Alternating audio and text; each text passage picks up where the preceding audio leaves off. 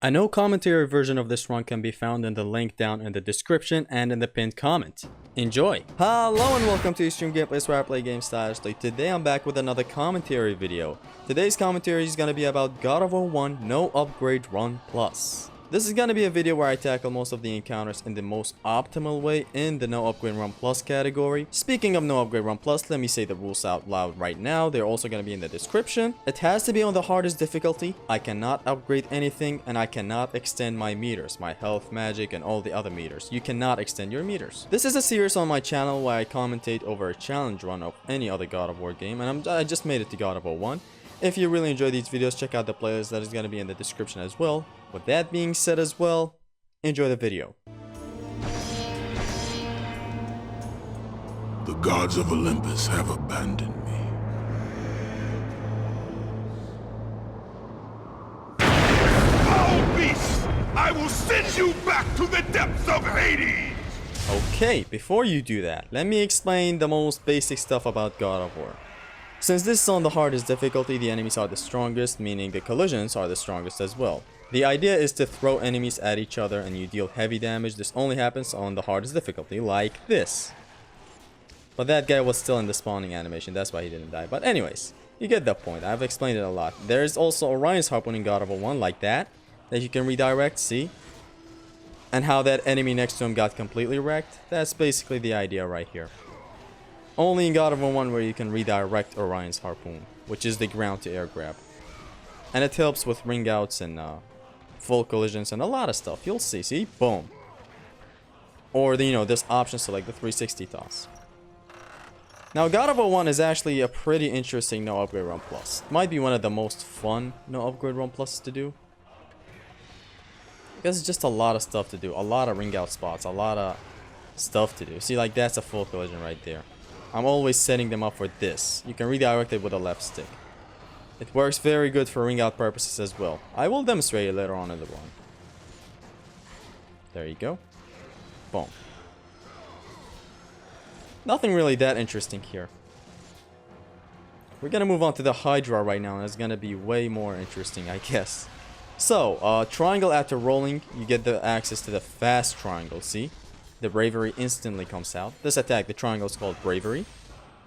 So just basic stuff, square triangle and then looping it back to square triangle. That's what I try to do. Is the most damaging thing right here to do, so go figure. The lot more, interesting parts are going to be coming up later on with the whole gameplay. As is with every other God of War, but I should of course cover the start as well. It is important. Especially in God of War 1 when you don't get downgraded by any chance. You start with the level 1 Kratos. You don't get maxed out and then stripped away from all your weaponry. Except at the end against Ares, but we don't talk about it. We're talking about the start of the game. God of War 1 was one of the few that don't really downgrade you. He's the QTE.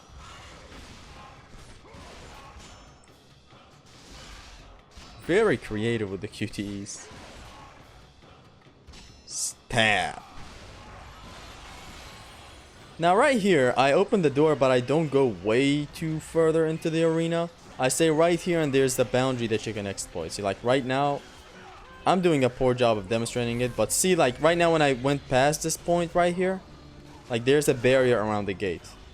That was what I was trying to demonstrate right back there. With the heart piece again, Orion's Harpoon deals a nice full collision.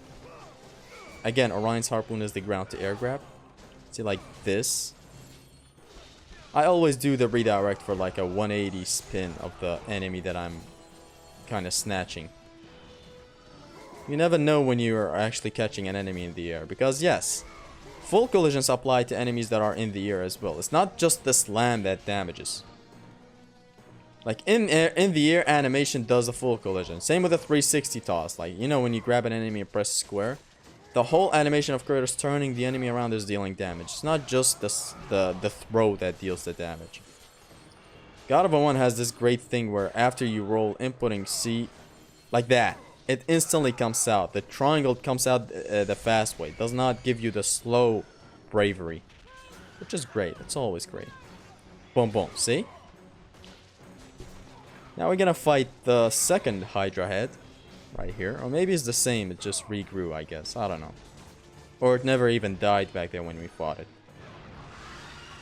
Now I'd like to hug the this where I'm going right now, because in there you're totally safe other than some attacks that you have to block. Right here.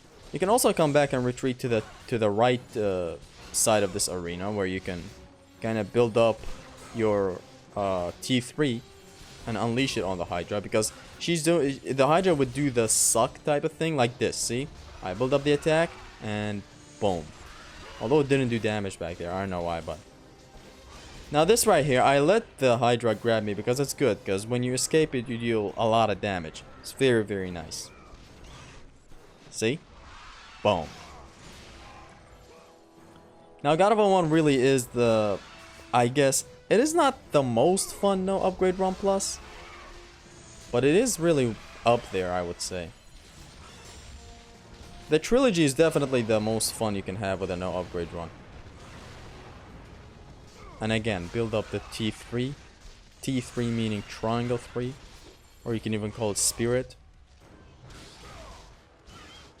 There are going to be a lot of interesting spots in God of War 1 that are going to need some explaining, but the one that I should kind of get out of the picture straight out the gate right now is that God of War 1, you do not have to finish the game like completely. The challenge finishes when you beat Ares' first phase. That's it.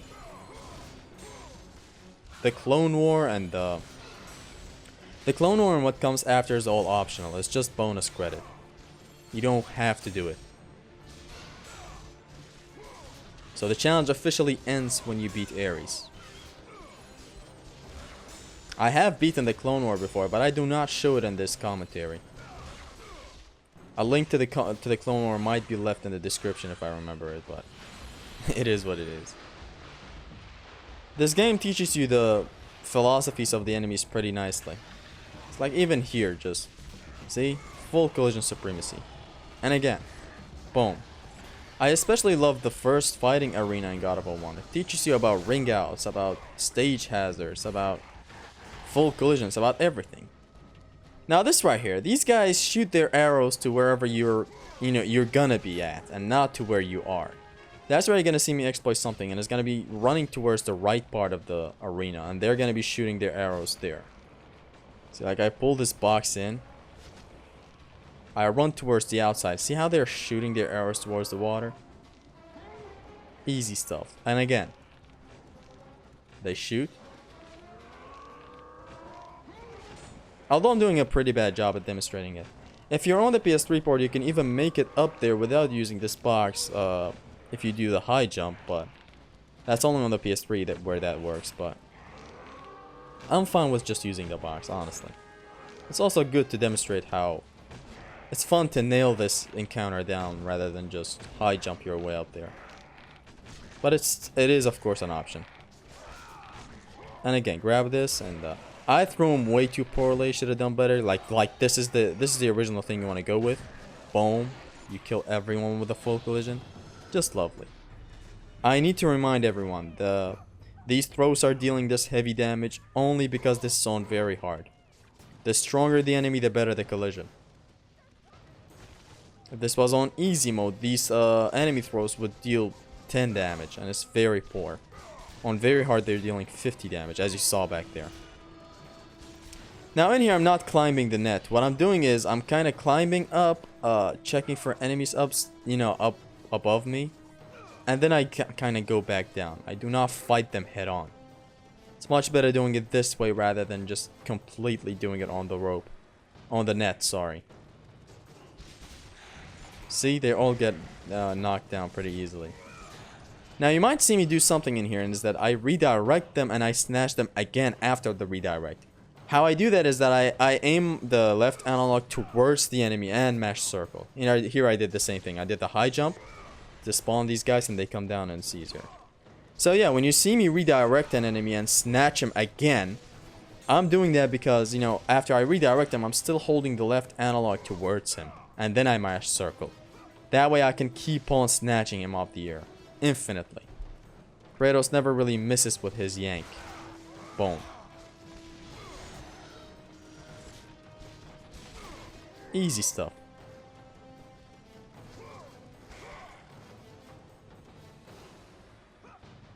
Now what I'm trying to do here is I'm trying to get these two to join the club, but they're not trying to for some reason. They're being way too dumb. I'm even trying to grab them, but nothing's happening. Anyways, back to our daily routine. Except I'm just scared that I might get clapped from down there. This time for good. Just a 360 toss to finish everything off.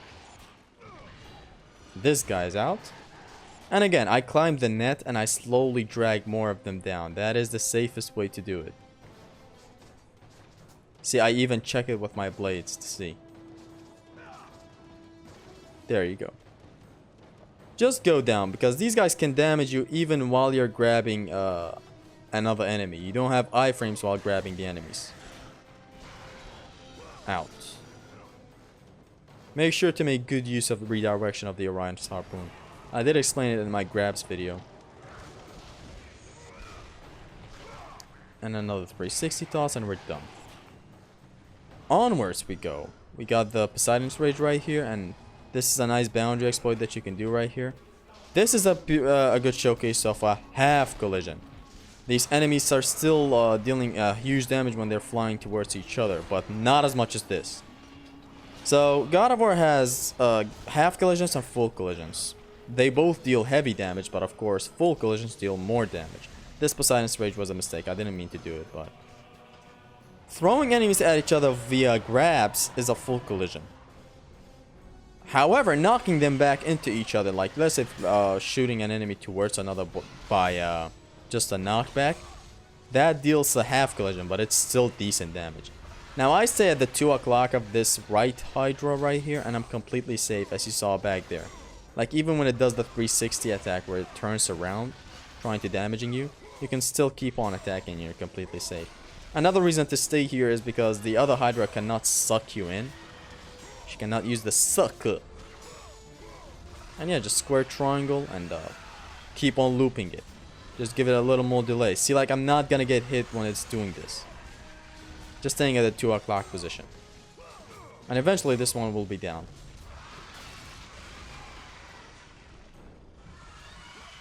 It's gonna be a pretty interesting showcase against the Hydra, the main Hydra up there. Nothing fancy like stopping it from healing or anything, but still.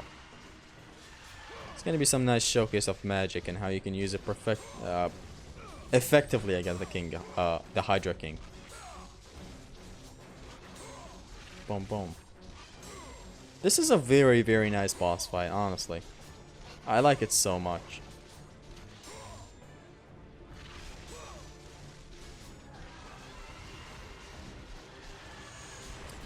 Again, the auto aim kind of fucked up back there, but it is what it is. This one is gonna be down in just a second, and then we're gonna get to the interesting part of this boss fight right here, the main Hydra. You need to take your time and have some patience with no upgrade run plus.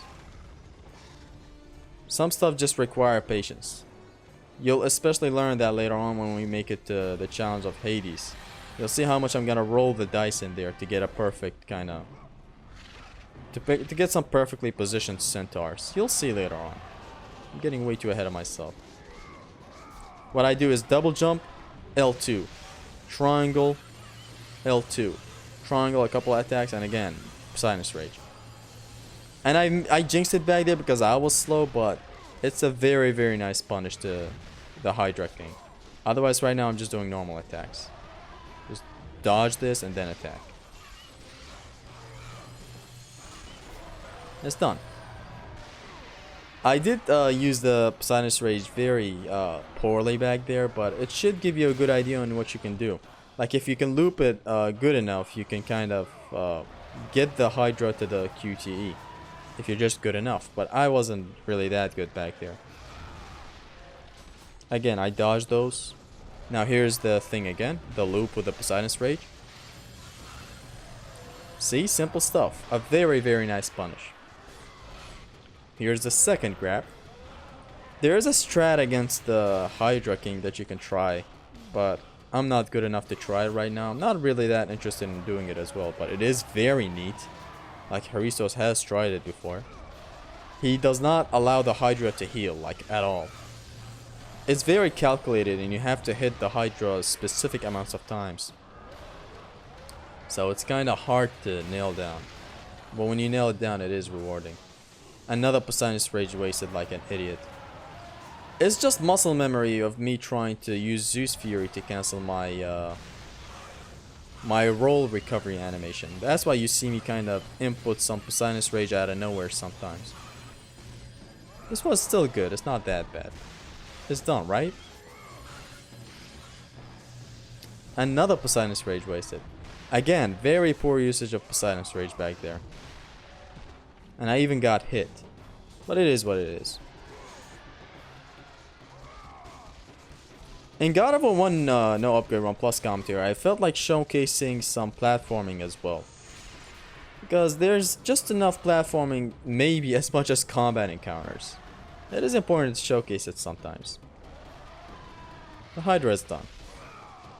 I just felt like showcasing some of the platforming as well, because the platforming can be as hard as the combat encounters sometimes, so I felt like showcasing. Now here we are with another encounter. A very beautiful encounter. Again, full collision. And another full collision. I love playing this encounter right here, it's very neat. God of War 1 has a lot of verticality with its combat scenarios. It's very, very lovely. I love playing around like this. Too bad I can't do this on the PS Vita. I can, but to some extent, not fully. Bone. But it is what it is. It's still fun on the Vita. Having God of War 1 and 2 on the go. Just awesome. There you go. I haven't left that guy. Didn't kill him. Whatever. Now here we are in Athens, where everything starts to get more interesting. More enemies get introduced. We get a very neat magic attack that is going to be crucial to this whole run. So let's see. I drag all the other Legionnaires as well. And then I come back here where everything is a narrow hallway and it's fun. Boom. Infinite Orion's Harpoon. I'm not even redirecting it. Just redo it. And then grab one of these guys and just throw them for more full collisions. Everyone is cleared. Easy. Now here's the Minotaur. Here's a very nice and neat punish to the Minotaur. Just air grabs. Except these guys like to block a lot in here. Any chance you get to bounce them, you air grab them 3 times and they're dead. And again he's blocking. This is bad. When you see a Minotaur block this much, you should aim for kind of slams to launch him. That one is done. See, like that, but then follow it up by holding triangle. Like go square, square, triangle. That's a nice juggle right there. Go square, square, triangle, and then hold triangle. That's the best thing you can do. Boom, boom. Watch this. 3 air grabs. You can even redirect this one. But it's just inverted controls for some reason. Now the Cyclops. The first encounter with the Cyclops Enforcers. You can ring them out pretty easily by simply running towards them. Like this. You don't even need to roll to dodge the death ball that they have in their hands. For an easier way to ring them out, you can also use Poseidon's Rage. As I'm going to demonstrate in just a second, I'm sure. See, like even Plumes push them back a little bit, which is good. That's a very poor dodge. You want to dodge to their left. There's a Poseidon's Rage and there's another. I use it freely in here because there's a refill after the fight. See? Easy ring outs. This is what I meant when I said God of War 1 is very nice for no upgrade runs. Now Medusa, you want to launch her and yank her and then hold triangle the moment the yank connects. Here's the nice punish to the beam. Square, square, triangle, hold triangle. Boom. You see that? I'm gonna demonstrate it again. Roll, square, square, triangle, and hold triangle. Boom. Circle, hold triangle. Circle, hold triangle. Circle, hold triangle. You want to hold triangle the moment you press circle and where Kratos yanks the enemy. Except this gal right here does not want to it does not bounce back up. So you need to launch her. There's some fancy redirection that I was trying to do for some reason. Pretty simple stuff. And we're going to get the best tool in this entire run. Medusa's head. Now, it's going to be very crucial in many spots, especially later on with the challenge of Hades Centaurs and There's just a lot of stuff that I can't even quite recall right now. And by the way, do not go for the infinite magic glitch. You're gonna have to slap your ass if you go for the infinite magic glitch. There's no such thing as that in challenge ones. It's not allowed. Anyways, you can build up a lot of red orbs if you're doing a vanilla run in here. You have infinite magic, and you can use Poseidon's Rage to build up hit meter. But yeah, overall, we're not doing that here. God, I love this tool. I used to not like it that much, but now, man, it's something else.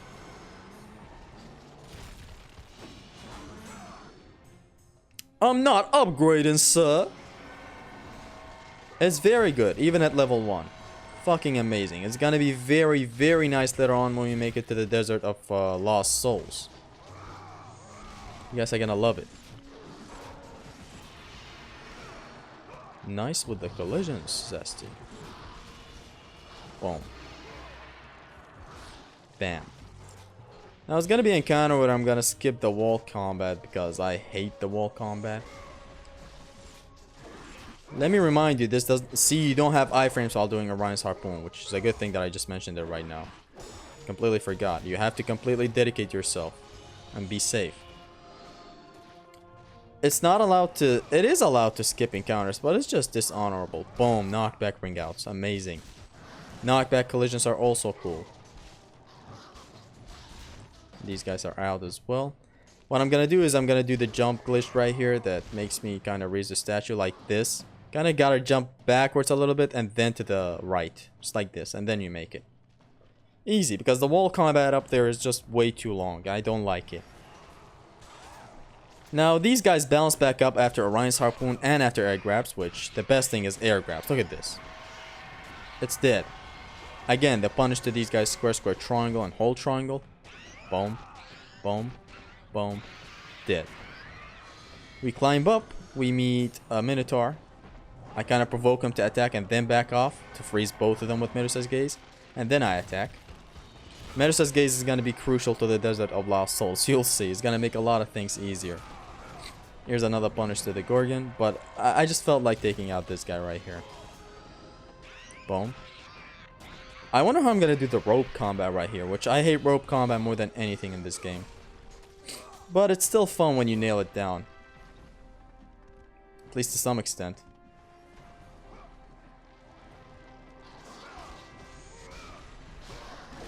See, you don't want to do Orion's Harpoon every chance you get. Because as I said, you're left wide open. Like, enemies can legit attack you and slap you out of your thing. So you gotta be careful with it. You can use ring outs in here as well, but I'm kind of demonstrating other things. See how I yanked... See how that Orion Harpoon kind of whiffed back there? After I redirected him? That happened because after the redirection, I wasn't aiming the left stick towards him. I just pressed circle and Kratos just whips. See, like this, I'm holding the analog towards the enemy. That's how I keep on yanking him. Boom. This square square triangle, and when I hold triangle, just is very smooth, by the way. You just do it. You press triangle twice, but you hold the second one, right? Like back to back. You don't need to hold triangle after Kratos does the slam. Because if you do that, then Kratos does it very slow. I climb the rope and I wait for these guys to spawn and I drop down instantly to deal with them. See? Business as usual. Climb the rope, and here's something that you need to do in this baiting. This guy comes close, bait his attack, and then come back to him. And when you don't feel safe, you can feel safe to just drop down and then come back later. This guy grabs me.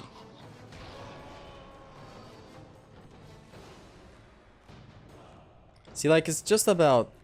See, like, I bait this guy, and then I go for the grab. Same with the guy behind me.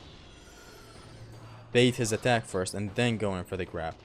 Because they always attack, and their attack is just stupid. Unless you kick them first, which is good. When things get way too fishy, and you see two in front of you and two behind you, just drop down, man. It's not worth... Don't make pride be the death of you. Just drop down and come back with it again. Where all of them are just aligned perfectly for you. I'm checking on my back to see if more legionnaires are gonna be behind me, but I just saw nothing. Here, I just drop down. See? Don't make pride be the death of you. You can come back. God of War 1 is like the most open God of War game of all the God of Wars when it comes to the combat scenarios. And they're all aligned. They're also all falling. See? Pretty easy stuff. You'll come to love Medusa's Gaze when you're done with this. When you kind of start this run. You'll literally just fall in love with Petrification as a whole. The amount of stuff you can do. And look at these. Look at all these Legionnaires back there that I left. Just awesome. Just awesome. Bait. Then grab. I kicked the other guy, I'm sure. Nope, I baited him as well. Good. And just like that. Boom. It's done. That's the rope combat. Just about baiting. But I hate the rope combat. That's just all that I have to say about it. Now the Minotaurs are easily taken out through this crossbow. Pretty neat stuff. As I said, God of War 1 is very open for when it comes to its combat. It's like the most open world God of War combat system ever, in my opinion. There's just a lot of openness, like not enough barriers to stop you from going back or going there and that. Just very, very great. That one's dead as well, and we shall proceed. Now in here you can take out one of these tormentors. I'm not sure these are tormentors actually, but take out one of the Minotaurs. I should have taken that chest, honestly. Even that teeny bit of magic that I need, it's good because after this section you do not want to use magic. I repeat, you do not want to use magic. Like right from now, do not use any more magic because you're gonna need it later on for the encounter after this one right here. This gauntlet is very interesting. So the archers take them out via grabbing and blocking and what have you. Also, don't do mindless rolling like I am. Do a lot of blocking while proceeding. You do not want to use any magic right here. So I'm dealing with the archers. And then the last archer. Come on, Zesty. Please, Zesty. Thank you, Zesty. Go down for the Gorgon and just infinite air grab her. Pretty easy stuff. You cannot freeze Gorgons in this game, by the way.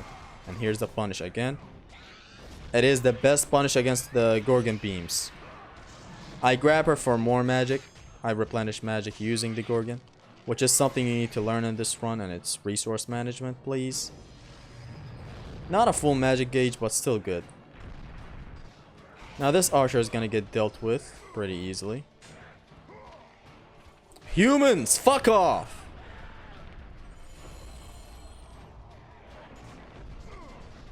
I don't know what Zesty doing. I guess I was trying to get them off screen. Now this guy, boom, full collision. I should have grabbed that archer for a 360 toss full collision, but it is what it is. Like here I try it again. This Gorgon sadly dies before I'm able to grab her. See, actually no, I simply went with the decision of not grabbing her. I should have grabbed her for more magic, but it is what it is. I'll show you why you need magic for the next encounter. See this? When you see Minotaurs block a lot, just do that. Only in God of War 1 and Chains of Olympus where this thing is that fast, you know. And that's a false plume as well. Boom, and into a launcher. And again, another false plume. We're off to a great start. Boom. And I grab this one maybe... Yes, I grab him for health. I grabbed him for health also to be completely safe from his attack. Also, if your grab kind of whiffs, make sure to cancel it with a block. The recovery is way too long in God of War 1. You need to cancel it with a block. Cyclops. Break this gate right here. Stand on the chest. Run towards the wall. As I demonstrate. Wait for him to get close. Face your left. You want to face your left so that you don't fall with the Medusa's head. Like that. And you're completely safe. It's a boundary. Square triangle. Square triangle. Okay, that was very slow. But it is what it is. Sometimes the Cyclops might attack and you need to dodge like that. Again, when you're safe, face your left and then do this thing so that you don't fall from the chest. And now you're left with one Cyclops. Easy money. I wasn't lucky enough to freeze both Cyclopses. But it is what it is. This guy just deal with him via chipping. You can even be in his face and just go with square triangles, but chipping is better and safer in my opinion. Just stay from a far away position and just keep on doing this. There's a lot of humans spawning in here and I hate it and I like it. I like it because they give off health, which is good. Poor dodging from Zesty. You can redirect this guy as well, but it doesn't do any collision damage. So don't get the wrong idea about his grab. I could have gotten a spirit in if I just kind of gave more positioning for myself, I guess. I don't know. I guess if you were efficient enough with magic, you could freeze literally, petrify literally every Cyclops in here, but I wasn't efficient enough with it. Like, I didn't come in with a full magic bar. And I also didn't get lucky where I would be able to freeze both Cyclopses. And I guess even if you could freeze two Cyclopses at once, can you actually break their statues with your level 1 blades? Like, speaking of that, the Blade of Artemis is going to be awesome for breaking statues, but we'll see later. Break their spirits and their shields with square, square, triangle. And you can grab these guys. There's another section. There's another time where you can grab these shieldy boys. As they're spawning, if you attack them, you can grab them. See, just like this. See how I grab them? And after they get knocked back, you can also grab them. This guy got knocked back with the other guy's 360 stars. That's why I was able to grab him. And now Gorgons. Launch them and just aim for one of them. Easy stuff. And then they'll deal with the other one the same way. Boom. Zesty styling on you. Zesty be styling on your ass. I love this, honestly. The square, square, triangle, and whole triangle is very fast in God of War 1. Took him outside for the real kill. Since there's a ceiling that is very low, the enemy might not die if you even infinitely Orion Harpoon him, so there's that. And again, just grab these guys for 360 tosses. And I'm tossing them towards the shieldy boys because, again, if they get knocked back, you can grab them. Easy stuff. But that guy didn't get knocked back, so I cannot grab him. Easy. Just one guy left. I guess it would have been... Oh! Yo! Yo! Somebody stop this man! And now I'm gonna go and cross this whole place and kill these two archers, and then I'm gonna go down for the Gorgons. I'm sure that's what happens, right? Boom. I love redirection of Orion's Harpoon. Thank you. And again, very, very nice to punish them with that. You can also infinitely Orion's Harpoon them, but there. Boom. Boom. Boom. Boom. Boom. And if you are running low on magic, even then, don't grab them. You have a lot of chests in here. Or if you've even used the chest, then I guess grab them, but it is what it is. More archers. You need to block on your way there, but I don't do that because I'm stupid. Again, I do showcase the most optimal place. But you can be better than me in executing the plays. Now onto this great encounter, you want to skip the first wave that spawns in front of you and just aim for the other one. Now right here, what I do is I use petrification to literally destroy everyone, since the Cyclops that is gonna spawn in here is and can be very dangerous. And what I do now is I use this boundary right here, and then Orion's Harpoons. By the way, Orion's Harpoons on the Wraiths and the Minotaurs is a half collision and not a full collision, which is weird, but it is that way. This is executed pretty poorly. Like, it could have been done way better than this. Like, what I'm trying to do is I'm trying to use one of these Wraiths for collision damage, like this. See, it's damaging the Cyclops, but very poorly. It's damaging not only the Cyclops, actually, all the enemies surrounding him, sorry, Wraiths are men, they're not women, but hey. Except they sound like ladies. They sound like Medusa and the other Gorgons. That's why, see? Huge damage on the Cyclops. And by the way, there's no friendly fire on the enemies. Like, they do not damage each other. Like, the stun and the stagger does happen, but actually damaging each other? No, there's no such thing. And again, redirect him to the Cyclops. Only when safe to do so. Now, this guy I'm gonna work some deep hits on him. Now, the other guy I'm gonna work some deep hits on him. Deep hits in God of War 1 work differently than God of War 2. It's not simply staying close to a big enemy and pluming him. The red indicator means you cannot petrify the enemy, by the way. See? I'm gonna try it out. I'm just gonna try to hit some spirits sideways, and then it's gonna hit twice. It's like, boom. Do you see that? That was a double hit. I'm gonna try it again. I kind of strafe around his attacks and then kind of drop with the spirit. Look. What I do is I position myself kind of sideways. Then it hits for double damage. It's not like God of War 2, where in God of War 2 it's perfectly refined. You just have to be close enough to a big enemy, and you do it, and it's good. But in here, I kind of position myself sideways to get the deep hit. It's great, honestly, just to have it. Taking the chest, I go back to the main encounter at the start. And you know how that's gonna go. There's actually a boundary that you can exploit. Do I try it out? Yes, I try it out. Staying right here in this corner literally stops everyone, and you can safely petrify them.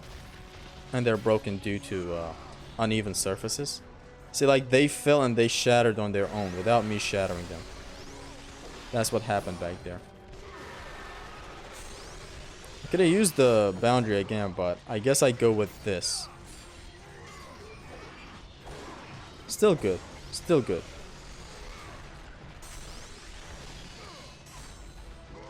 And beep.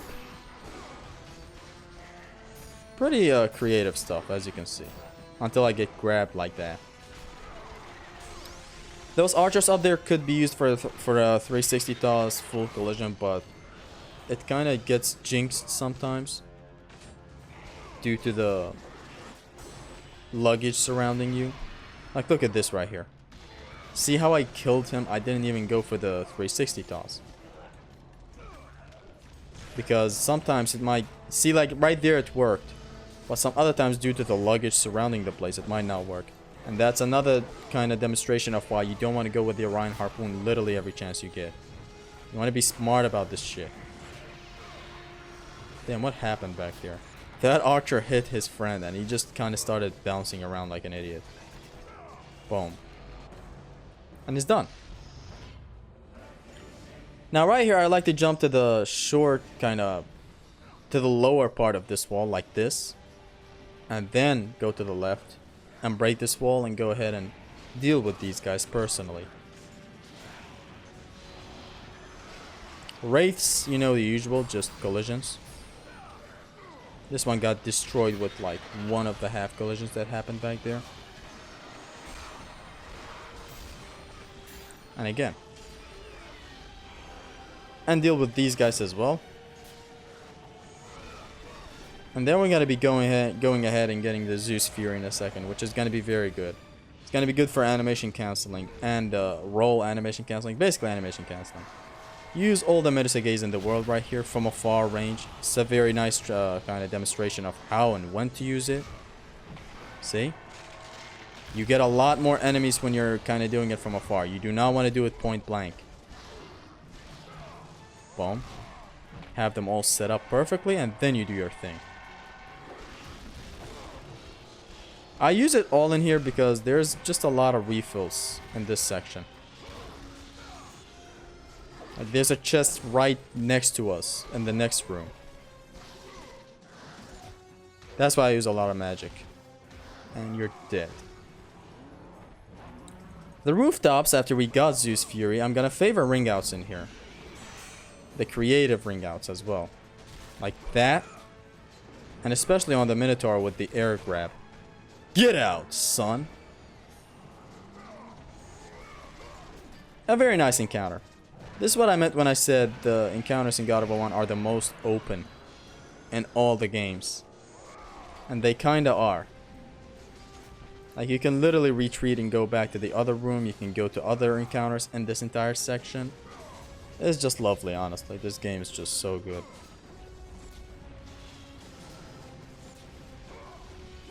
And these harpies, they can attack off screen, by the way. But they have a very nice audio cue.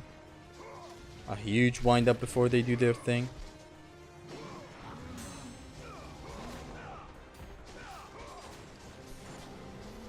I think, yeah.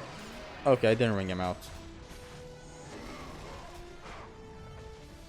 You can also punish the Minotaurs by false grabbing them. See how I canceled my grab back there? I just do not want to grab him. You don't say.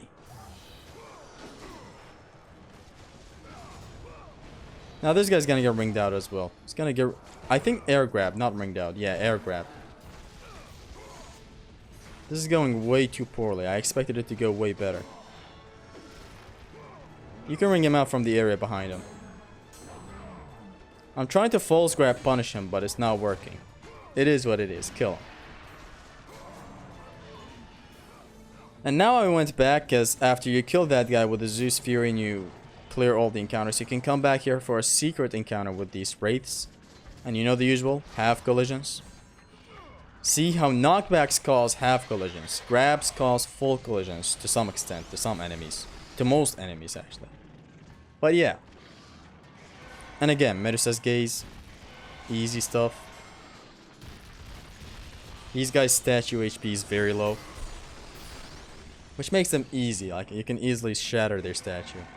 I'm having a lot of fun commentating over this, by the way. Like, I'm never bored when I teach stuff. I love it. With these guys, you want to come back right here, where they break, and then you can easily freeze them and destroy them. Wraiths are grabbable everywhere. On the ground, ground to air to air. I guess Medusa's Gaze is gonna have a nice play in here as well, right? I guarantee you, it will be your favorite tool by the end of this stream. This video, sorry.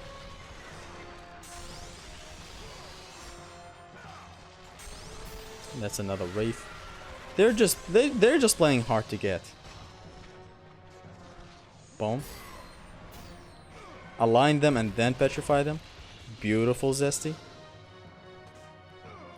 What's the play against this one? Infinite Orion's Harpoons, I'm sure. See? After every redirection, I'm still aiming the analog towards the enemy. That's how I keep on snatching them. Like that right back there, it didn't work because I let go of the left stick after a redirection. It's just great stuff when you learn about it. On the PS Vita, redirection is very poor, but it's not holding the game back. It is holding the game back, but not that significantly. I wouldn't say significantly. Like, the game is still playable and it's very fun, but just missing, like, you're not completely missing the redirection option. It's just not as good or as fast or as fluid as the PS2 and PS3 port. That's literally it. Otherwise, the game is still playable. Beautiful showcase. I went back to these stairs back there where the enemies break. It's another boundary that you can exploit. Ooh. What's this man doing? I like playing around a lot with the enemy sometimes. Boom. Until you get slapped like that. And like that. That was a wake-up attack. You do not want to hit these guys when they're down. You might see me hit them when they're down sometimes, but that's because they're in the juggle state. Like, it makes them juggle and I can snatch them off the air again. You gotta get used to the timing. This encounter is fun. Orion's Harpoons destroy everyone when dealing with the Harpies. When the Gorgon spawns, that was a sweet one. When the Gorgon spawns, again, God, I just love how you can do the fast triangle attack after rolling. Interesting choice, Zesty. Are you gonna grab this Gorgon to get magic back? Yes. Good boy, Zesty. We're gonna need some of this magic in the next encounter against the Harpies. God of War 1 feels like you're playing 15 games in just one walkthrough. Here I'm demonstrating these guys slam, and how it happens the moment they're on top of you. I think I'm gonna demonstrate it again. Like, the slam happens the moment they get on top of you. It's the best Harpy slam in the entire series, in my opinion.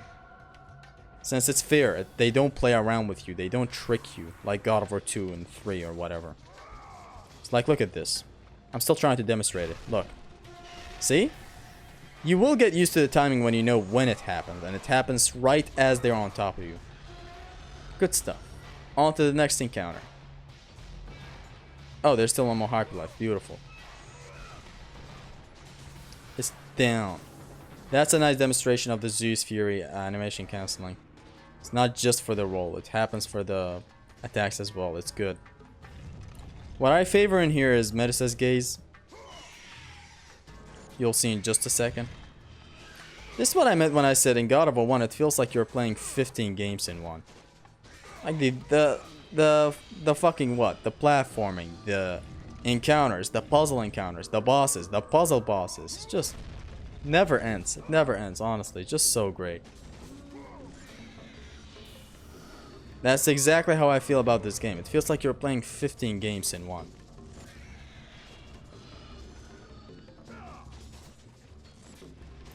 There is a way to make it across on the top balancing section without even sealing these Harpies openings, but I'm not, I guess, ready to do that.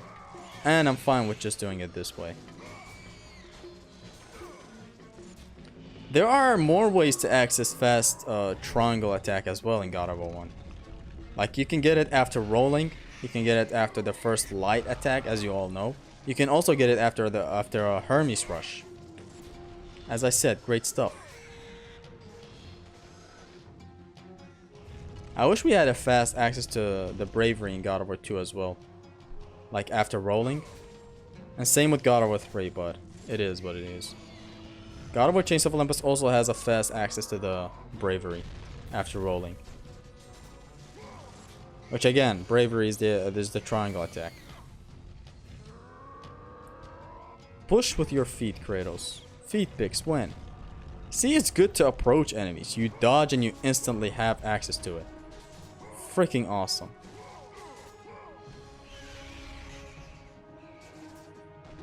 Get back down here. And it's done.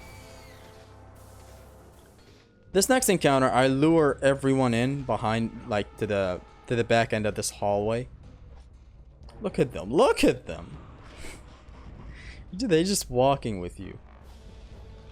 Just waiting for you to do something. Now in here it's a boundary. They do not cross the boundary. And I go for half collisions. Just fucking beautiful and satisfying. Again, half collisions are caused with knockbacks. Nearly every knockback option gives a half collision. This one will not die because the ceiling is low. So I use him for full collisions, but it is what it is. And there you go. On to the next encounter, which is the best, the sewers, the best section. I knock this guy down because I'm going to use him. I knock this guy down as well because I'm going to use him. And I knock this guy down. This, again, what I meant with God of War 1 being the most open in its encounters. Just, the sewers is a very nice demonstration of that. I'm going to use this guy as ammo. Boom. Full collision. And the other archer behind him died as well. Like, I could have done this way better. Because I had 3 archers that I could have grabbed down there. But yeah. Do the archers spawn again? I don't know why I climbed up. Yes, the archers do spawn again. And now I'm going to use these guys. Again, redirect or... I guess I'm just going to kill them right here. But you can redirect them outside. You can also parry their attacks that knocks them back a little bit. If you want them to really drop down safely. Boom. That's another demonstration of the juggle state. See? The enemy is still in juggle state. Like, I'm hitting him while he's in the juggle state. And not while he's completely down. If you hit him while he's completely down, you get the wake up attack from him. And you do not want that. See? He's still in the juggle state. That's why I kind of pick him up by attacking him. And it's done. The next encounter is the Minotaur's encounter. And I'm going to use bravery. Beautiful. I fucking love it every day more and more. I go for the archers. full collisions. And then I'm gonna favor boundary exploit right here as well, after I'm done with the full collisions of the archers, of course. Actually, do I do the boundary? I don't know, I'm not sure. Yes, I do. I'm pretty sure I remember missing a lot of air grabs in here. Like, this is nice, you can petrify them easily. There's also a magic chest right behind us and 2 magic chests ahead of us. I don't know why I'm not using Medusa's Gaze. As I said, I'm showcasing the most optimal thing, but you can kind of execute the most optimal thing better than me. Because, like, look at this. Air grabs are not connecting for some reason. So, I should have went with Medusa's Gaze, but I'm not for some reason. It is what it is. Boom, and hold triangle to get the full launcher, and then air grab. Same with the other guy. Again, this could have been much faster with Medusa's Gaze. I died here because I thought I got hit back there because I thought I had the Blade of Artemis for tricking. Which you're gonna see what I mean with tricking later on. You can trick with the Blade of Artemis, aka not take damage. Zesty, you grabbing the Minotaur? There's like 3 health chests right around me. But again, it's a good demonstration for the Minotaur and how he helps you with resource management. Every Minotaur gives health. Every Minotaur in the series gives health. So fret not. And this one's down as well. Onto the chest. Here's the best encounter in this entire sewers section. I freeze both Cyclops at the start. Boom, boom, boom. The other one I bait him to attack and then I go for the petrification to be safe about it. Again, fast bravery and then square fast bravery. I climb up and I eliminate these 2 archers up here. I don't think I even take them down. Yeah, I just straight up eliminate them. I, however, do slam down the other archers to use them for full collisions. You'll see. I wait for them to shoot and then I climb. Nah, I climb. Bro is raw dogging the thing. This one's down. The other one. Boom, boom. Just beautiful, Zesty. Beautiful place, honestly. I mean, I'm really impressed with what I'm showcasing. Grab him for full collisions. Boom. The archer sadly died, but we still have these legionnaires to work. Grab him for full collisions. Beautiful, honestly. My gameplays have gotten way better than before. Climb up for these archers again. Do I take them down or do I just slam them down? Oh, I slammed them down. I still want to use them. Boom, boom. These guys are useful for full collisions. This sweet 50 damage. I want it. And the other archer survived. Just fucking great. Awesome plays. And another 360 toss. Just perfect. Boom. There you go. If I air snatched that Minotaur back there, he would have stayed glued to the ground and he wouldn't have bounced up, but it's still a nice half collision. Yes, for the Minotaurs it's a half collision. Look at this beautiful play right here. And grab this guy. And a 360 toss. And now this guy. Boom, boom. And another 360 toss. The Minotaur's one shot. What is this gonna do? Attack. Boom. He's dead. Go. Just beautiful. And now to the deserts. The desert is way more interesting than... Oh, fast braveries. We understand, Zesty. Look at this. Pause. Do it again. Pause. Do it again. Unexist the siren. Easy. And now it's basically shown to you what happens in here. You can unexist the sirens using Medusa's Gaze if you do it exactly like I just did it. And it's just kind of pausing in between, you know, your beaming. Now I go for the second one, which is right here. You want to follow this path that I'm doing right now. It's much better to follow this path because you'll know why in a second. I aggro the siren, and then I kind of pull her away from the Minotaurs to be completely safe with my unexisting strats. Now we're safe. Freeze her. Do it again after a short little pause, and then again. And she's unexisted. This is very great, and when I learned it completely, this desert kind of section right here is much better for me right now, at least in no upgrade run plus. Like in Pain Plus, it's still a pain to kind of try to work to damage on the siren, but it's good that for no upgrade runs I can do this now, and I can get it consistently. Like I'm good with it. You can even get all 3 sirens if you're good enough with your magic, but I'm not good enough with my magic, so it is what it is. Now you might think I'm gonna wail crazily on the last siren, but you're sadly mistaken. So now follow this path that I'm following after being done with this siren. This next siren loops around in one fixed place, and you're gonna see it in a second. And what we're gonna do is we're gonna trap her on next to a wall. She's gonna keep on going towards the wall, and she will not be able to escape. What we're gonna do then, see, like I'm attacking towards the place we want to take her, right here. See, she makes it there. What we're gonna do then is we're gonna work half collisions via knockbacks or Orion's Harpoon or the Minotaurs. Let's see. Aggro. Wait for her to follow. Right here, this is the spot. She always looms around this spot, by the way. It's fixed. And I again aggro her so that she does not escape. She's gonna get stuck in that near these rocks back there. I don't know why I aggroed her again. This is just great when you learn about it, honestly. It's very fun. I wait for her. There she goes. And now what I'm gonna work is half collisions via knockbacks. Knockbacks via Valor. Valor is the last square attack, by the way. It causes a very sweet knockback. Let's see.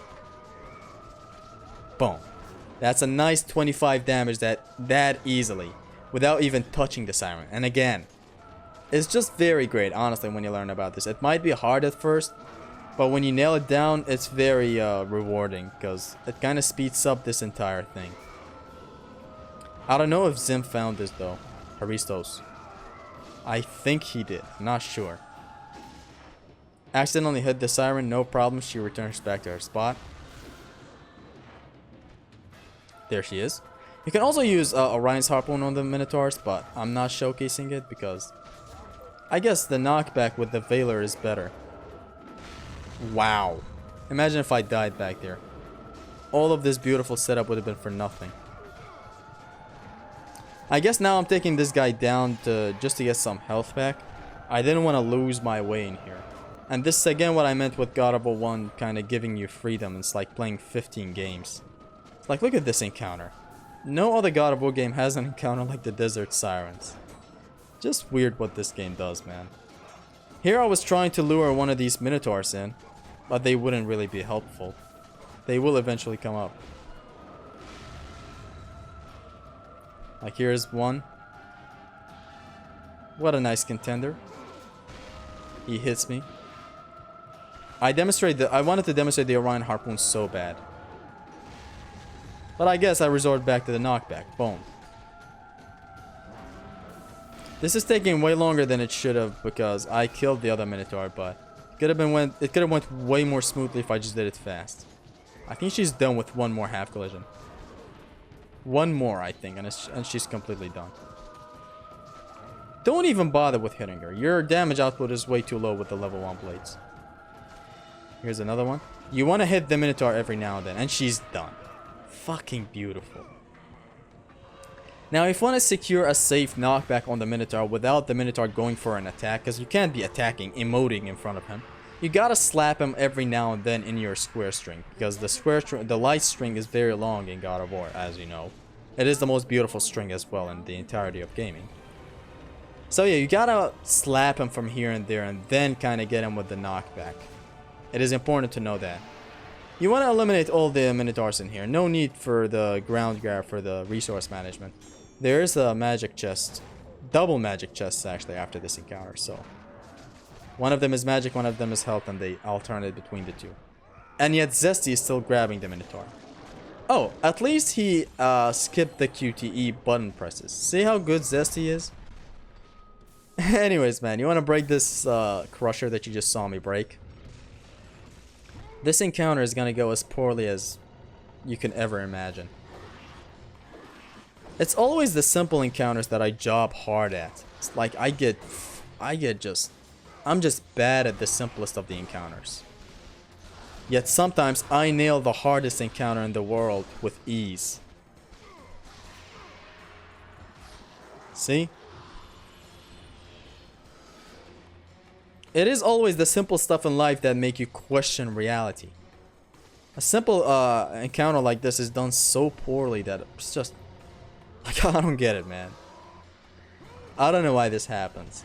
Even yesterday where I was streaming I was streaming God of War 3 Pain Plus, and I was jobbing so hard at a wall section. You know, the first wall combat in Hades. And I was jobbing hard. And I'm like, look at this encounter. What the hell is even happening? Very poor showcase of skill. Like, trust me, this does not represent me. I play way better. Look, again. Getting tagged left and right. Anyways, let's talk about the temple sirens that are going to come up in a second. It's going to be 9 sirens, and you're going to fight them pretty easily using the Medusa's head. To petrify all of them. Medusa's gaze, sorry. And when you're done with Medusa's gaze, you want to just do some pretty interesting stuff on them. Like, some punishes that you can do. But I'm pretty sure I do not demonstrate them to the best. I roll towards this section right here. So that when I spawn in, I'm kind of good and they're aligned for my Medusa's gaze. As such. Although you want to attack them fast after petrifying them. Because their breakout time is way too short. See, like, even there, I missed that one siren back there. Their breakout time is way too short, but at the same time, their statue HP is just 1. So you can easily take them out. Again, align them, freeze them. Instantly start attacking. Although they die due to uneven surfaces, but you can instantly take them out.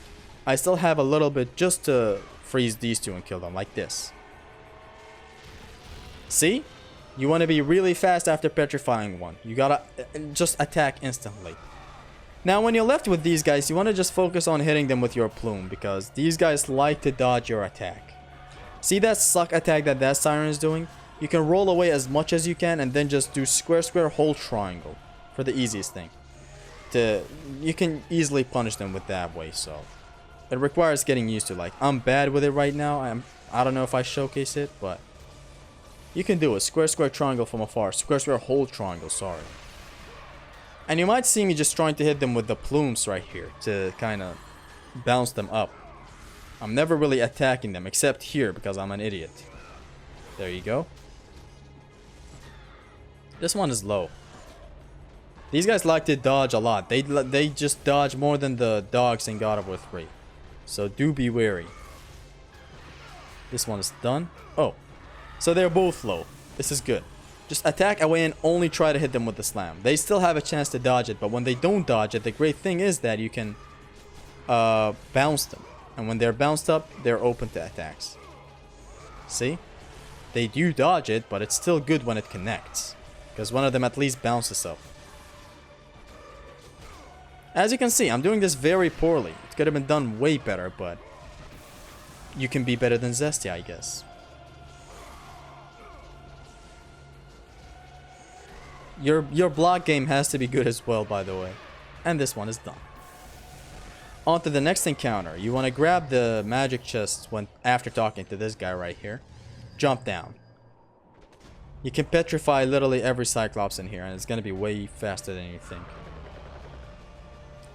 There's a boundary exploit in here. They cannot reach you when you go there.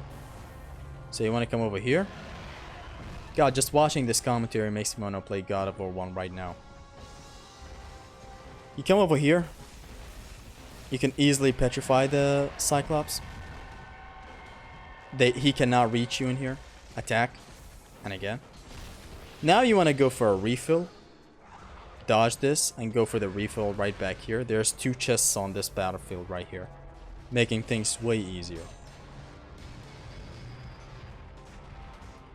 Come back to the boundary exploit. Okay, Zesty, we get it. You're having fun.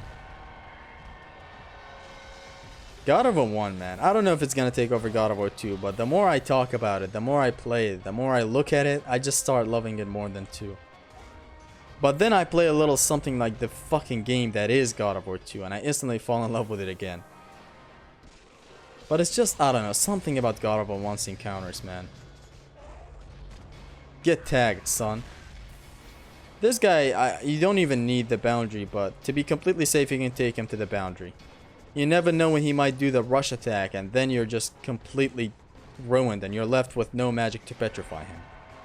So just come back over here and be safe with it. Boom, boom. Boom, boom. Done. In this encounter, everyone is grabbable. Pretty easy business. The wraiths are grabbable, the archers back there are grabbable, so you can do what you want. You can also abuse a boundary in here that is gonna be... I think it's gonna be shown in this video. And now use your ammo to deal heavy damage with the full collisions. And again. As I said, easy stuff. It just needs to click with you, and then you're completely there learning the game. Just masterfully playing the game. Funny how God of War 1 used to be the least played when I was a kid. And now it's... I guess I'm playing it more than God of War 2. Here's the boundary exploit. In here you can launch them and go for Orion's harpoons. Or you can even petrify them, but I do not recommend it because you need magic. So just go with the grabs, honestly. And especially when you're left with one wraith, why not? Just go with grabs, air grabs, Orion's harpoons. Here we got our tricking tool, the Blade of Artemis. Summoning it makes you have iframes, while having it in hand, letting go of L2's Zeus Fury gives you iframes. You're gonna see it happen later on with other stuff, but not a lot of the normal enemies. This encounter goes way too poorly. I don't know why I recorded it this way, but it is what it is. So it could have went way better than what I'm gonna showcase today, but it is what it is. And here's just the Blade of Artemis literally shredding everything in sight. R1 is the best thing with the Blade of Artemis. R1 into square. You just damage, see? You damage everyone with it. This encounter is gonna go extremely south when the Gorgons spawn in, but I'm also gonna showcase some beautiful ways where I kind of fixed the bad situation for myself. God of War is all about decision making, so you kind of want to be at your best game when fighting enemies. You gotta deal with bad situations the right way. Again, man, the Blade of Artemis, bro. Just look at it. Like the Gorgons, I should have had only one of them right here and fight them like only two of them join in at a time. Except what I did is I came back here and now we have 5 Gorgons. It's still good because I'm gonna use these archers to solve my issue, like this. Full collisions. Grab this one. Again, full collisions. Another archer spawns. Grab the archer. Another full collision. This could have went way worse than that if I didn't kind of strategize fast enough. This could have went way worse than that. Again, roll or trick after this and then punish with square square triangle. But as I said, look at this. It's just way too fucked up. Good thing I went for the air grab right there, because things got way too messy. I think I'm gonna grab this Gorgon that is on the ground right now. There. Just to make things quick. I don't even need the blue orbs. It's just a quick way to take her out. Although you have to be good at the analog QTEs, which I never really was that bad with them. Like, they're easy. Again, the punish. But when there's 2 beams, do not go with the punish, because 2 beams, the intensity is just way more, and Kratos gets petrified easily. Like, now what you could do is go back to the main arena where the Gorgons spawn, and then drag, like lure 1 or 2 Gorgons with you, and only 2 can make it into this arena where you can fight them alone and free. I did it very poorly back there. Like, see? I just went there, I lured one of the Gorgons in, and now I'm safely fighting only 2 Gorgons instead of 5.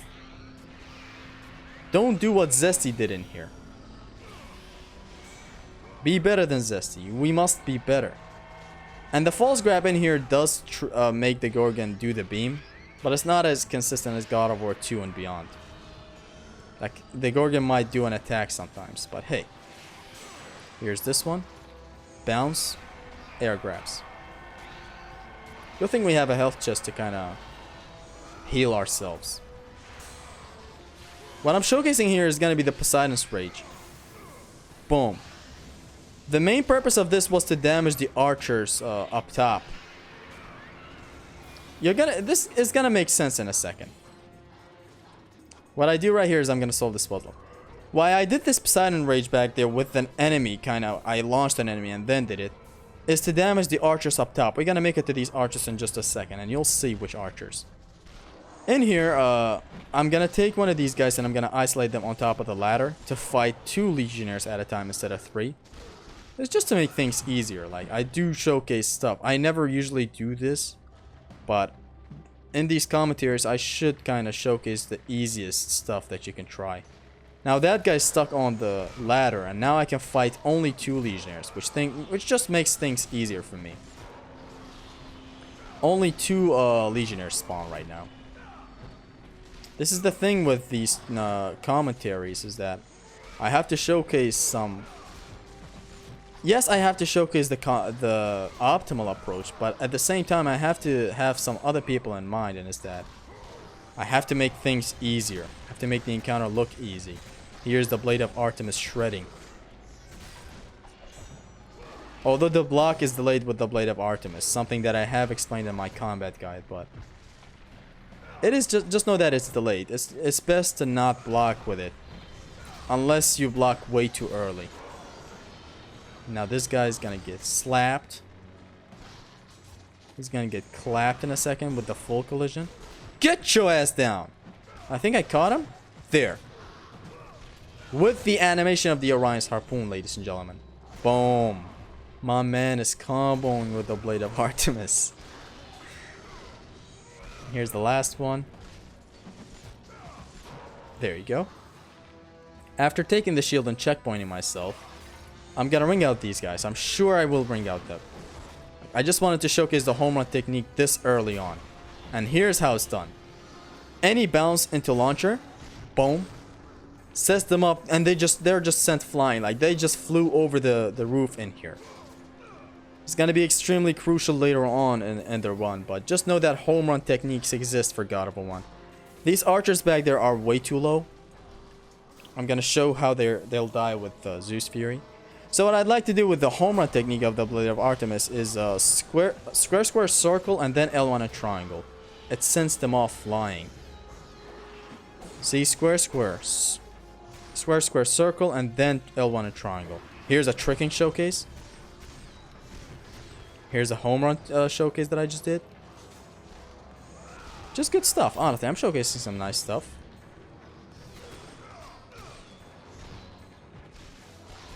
And this guy's down. Boom, looking at the camera. Looking good. These guys are low.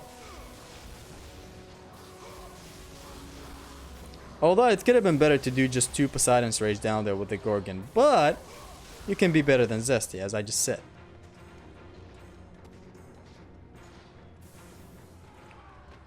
Now after doing this, fuck the rope combat. Just do a high jump right here. Or a long jump, not a high jump. And you can make it to this platform easily. Just rewatch the footage again. You can do it, I'm sure. I believe in you. After jumping, instantly input 3 squares and then another forward jump, and you can make it to this platform easy. Otherwise, you're gonna have to go through the rope combat, which just needs a lot of baiting and stuff. In here, you want to favor half collisions. But first, when you have these guys, it's fine. Go with full collisions. Whenever you find an opening to go for a full collision, go for it. Like this. See, that's an opening? Just capitalize on the moment. Otherwise, you just want to go with knockback half collisions. You'll see what I mean. Boom. It's a nice opportunity for full collisions. Go with it. Now you're going to see what I mean with half collisions. Just go with attacking away and then finishing it with Valor. You'll see what I mean. Boom. All these knockbacks are causing half collisions.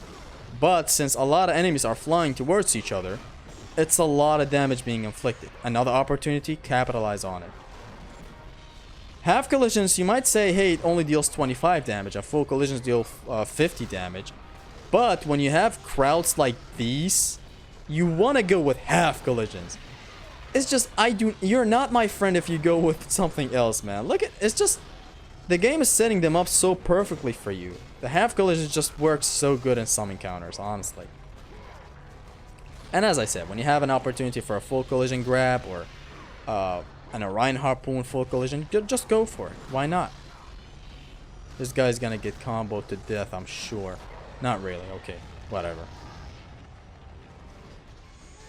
These guys, you can send them to the Crushers. I'm gonna demonstrate it in just a second.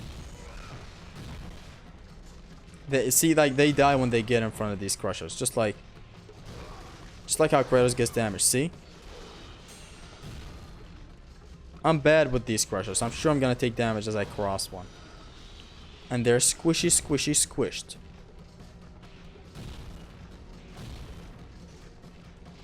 I'm bad with crushers, man. This is why I decided to show them, because just for you to learn the patterns of these things, which is usually 3 slams, and then I got hit back there. It's 3 slams, one of them is 4, I think, and then you can dodge. That's why I decided to show it. Harpies are gone, and now on to the wall section. I showcased the wall section's body block, I think pretty nice in here, and I also showcased how to bypass most of the wall combat. You'll see what I mean. So there's a thing called wall, a body block on wall combat in God of War 1. You just stand in a gap, and when they jump, they just fall. You'll see what I mean. Just grab this guy. It is a full collision if there's an enemy next to him, but yeah. I jump, I spawn the enemies, and I jump back. I grab this guy safely, and look at the other guy when he's trying to jump. He falls. Same with the other guy. I do the same thing. I come over here. I walk a little forward, and then I go back. And again, body block. This is what you want to do in this encounter and the other encounters, all the wall combats. Your damage output is just simply way too low to do anything else. Unless you're completely safe to do air grabs. Never do anything else. Again, look at all of these fellas falling right now. Easy stuff. And then I'm going to showcase something else. Body block using body block to my advantage again, but in a different way.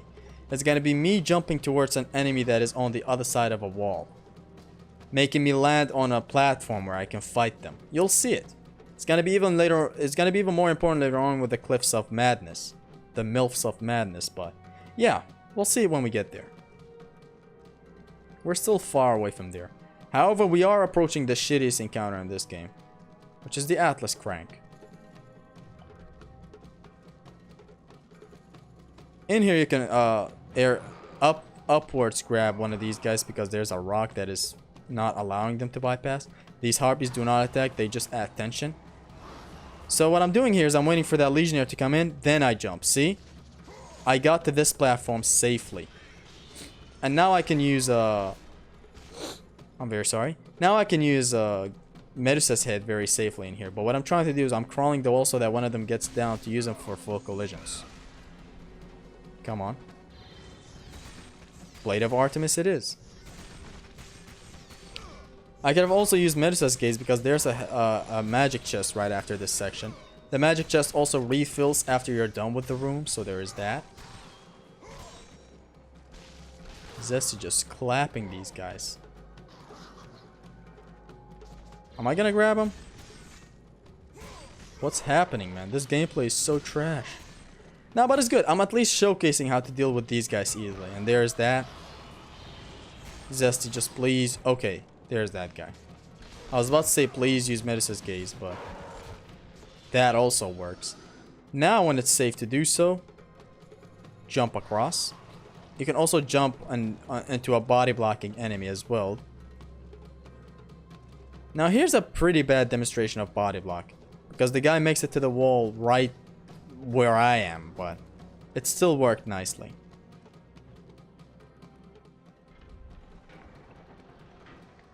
Dropping the chain. And now deal with the remaining legionnaires and you're done and you're on to the next encounter. I don't know how it's gonna go, I have forgotten, but this is no upgrade 1 plus. It should work better than Pain plus. Pain, sorry. On Pain, this encounter is little Pain and nothing more. I think I beat it in the first try. I don't know. This is set on a timer. Use full collisions. You can also have double collision damage in here if they're all crawled up in one space, which is good. This guy got knocked back, that's why I went for the grab. Another guy got knocked back, which I can grab him as well. Now when these sirens dodge your collisions, your throws, your enemy tosses, it fucking hurts your soul. You want to rewatch this a lot of times to really get it. Because otherwise you wouldn't get it. And there. Boom. And now that I'm left with these guys, I just go with the Blade of Artemis. But it's bad. I should have kind of launched one of these guys. See? Like, I was lucky back there. This one got launched. Otherwise, you want to go with plumes to launch them safely. Very, very poor usage of Medusa's Gaze. Okay, that was nice. And that easily is done. There's just a lot of ways where this encounter goes south. Even when you're done with the encounter, the floor still collapses. So do be wary. I have finished it before and I was standing right where I was and I was like, yay, I got it, and I fell. In here I'm showcasing this, which I'm bad at, but I still wanted to showcase it because you can double jump over it. This is what I meant when I said I'm going to showcase some of the platforming and traps as well, because it's just as important as the combat encounters sometimes. I'm going to try to lure one of these Minotaurs in to use the archer on him, like this. And it still misses. It's fine. Just use Medusa's Gaze because you're gonna have a refill after this fight. That was a nice little air trick. That's right, you can air trick as well. I'm pretty sure I showcase a pretty nice air trick action later on, near the very end of this commentary. So that's your cue for staying and watching this. Here's the Shredder. You can cancel special attacks with the Zeus Fury. Just something I forgot mentioning. Just press L2 with Zeus. See how I got hit while blocking there? The block is delayed. It's not like the Blades block where it's perfect timing. The moment you press block, you're blocking. With the Blade of Artemis, you still take damage. Oh. See how I tricked through that? It also does require some nice timing. Damn, Zesty. Zesty, man, is zesty today. I come over here to grab all of their attentions first, and then I attack them. I set up half collisions by doing this. Just wanted to showcase the Blade of Artemis knockback option, which is the air triangle. That is the only knockback option. And here I showcase another sweet half collision. Boom. You love to see it, man.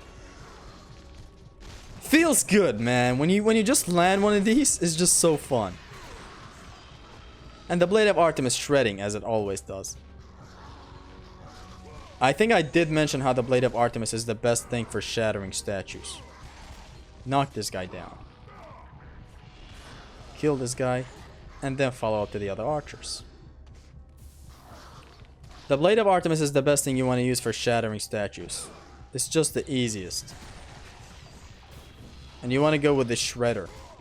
Just R1. And go to your boyfriend. You're dead. Here's another encounter. Boom. Knockbacks.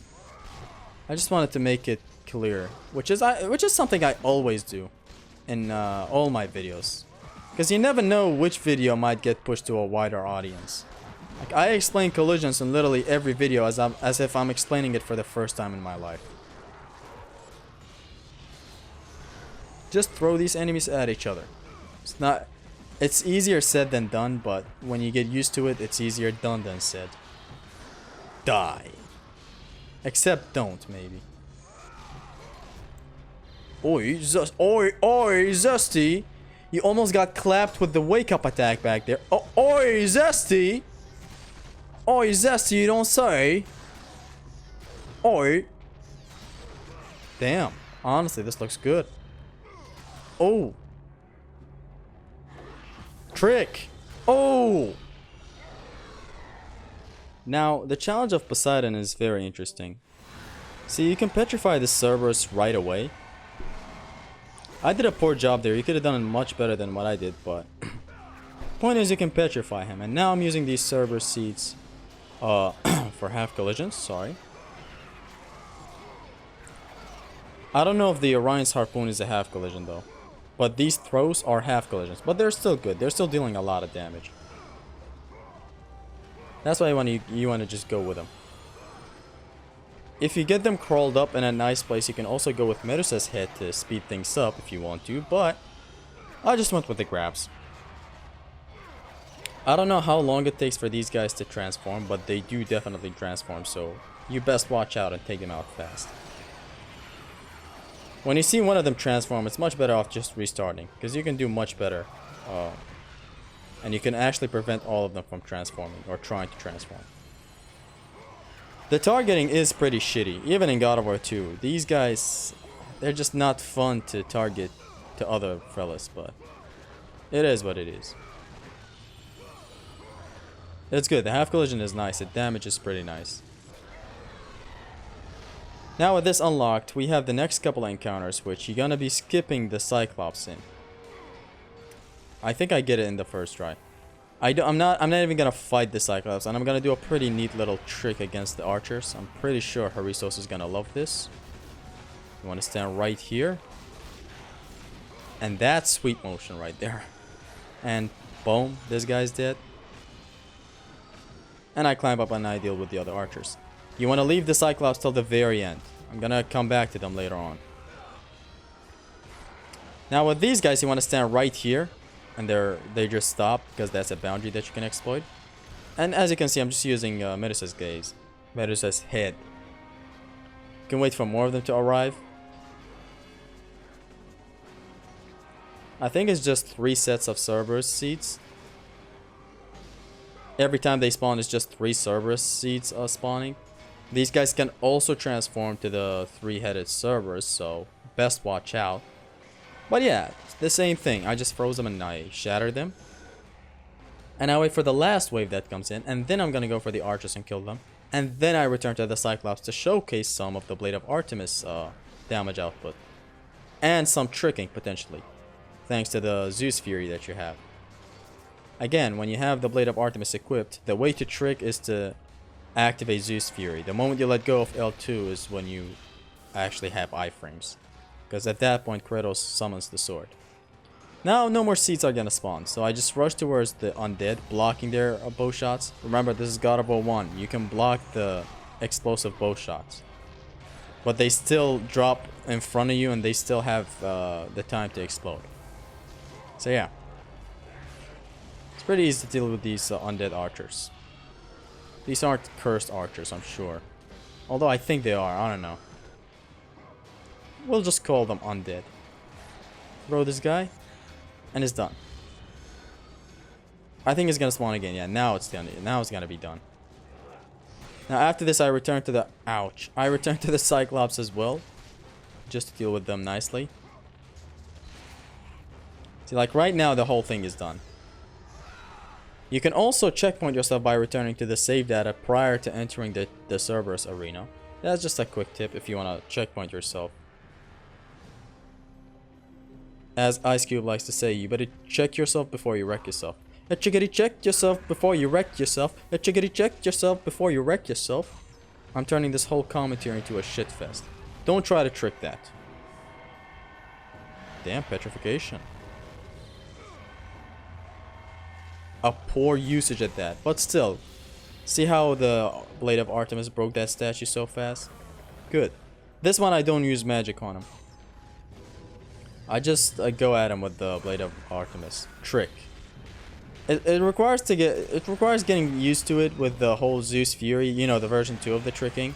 Because but the moment I tell you this little thing is gonna get much easier for you. It's all about the moment you let go of L2. That's when you gain iframes. When you learn that, you just get used to it. And then you can be in the face of a Cyclops destroying his ass so easily. It's great. R1 and square is just so good. Boom, and you can trick. And a lot of the stuff with the Blade of Artemis are, you know, cancelable, which makes it very, very nice. See? Tricking, man. One hell of a thing. Now, in this encounter against the Legionnaire Captains, this is the first encounter we meet the Legionnaire Captains at. I decided to go at them fully, and I hold triangle after this QTE to get the launcher buffered and, you know, ready the moment the grab is done. But now I resort back to the boundary exploit, which you can stay right here. And you're completely safe right here. Except for when they attack. When they attack, you need to kind of watch out because their attacks might reach. You can also use Medusa's gaze, but I wanted to demonstrate some more full collisions in here for some reason. and this grab that you can lead into a launcher.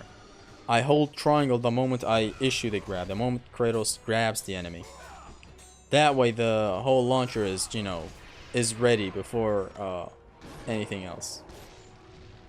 There's a magic chest right next to me. I don't know why I'm not using Medusa's gaze right here, but it is what it is. You can use it. I'm not using it. Look at this grab animation. I'm not using it doesn't mean you can't. Like right here, here's where I realized it. I was like, wait, why am I not using Medusa's gaze? And here I lure this guy out as well. Done.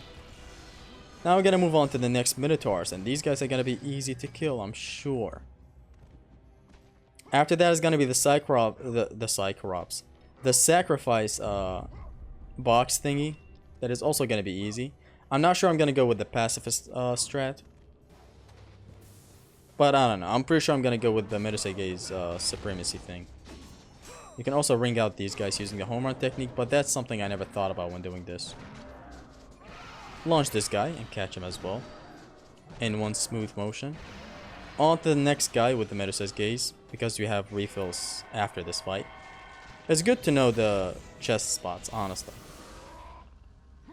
Now here, you can take 2 steps and summon the Blade of Artemis all the way to the very end of the hallway. That's a very nice explanation I can give you about the whole thing.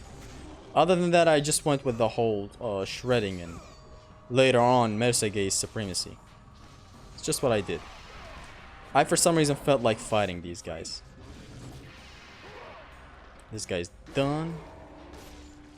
I don't know if I show it, but every 2 steps you gotta summon the sword. Like every 2 steps you press L2 with Zeus Fury while having the Blade of Artemis equipped. That way you break the AI, which is something I need to get at right now. You can break the AI of most enemies using the Blade of Artemis. Just constantly summoning the Blade of Artemis breaks the enemy AI. Very sweet when you learn about it. I'm sure you know about it from my fact series about God of War 1. Or my streams, where I do showcase all this. There you go. Just easy stuff.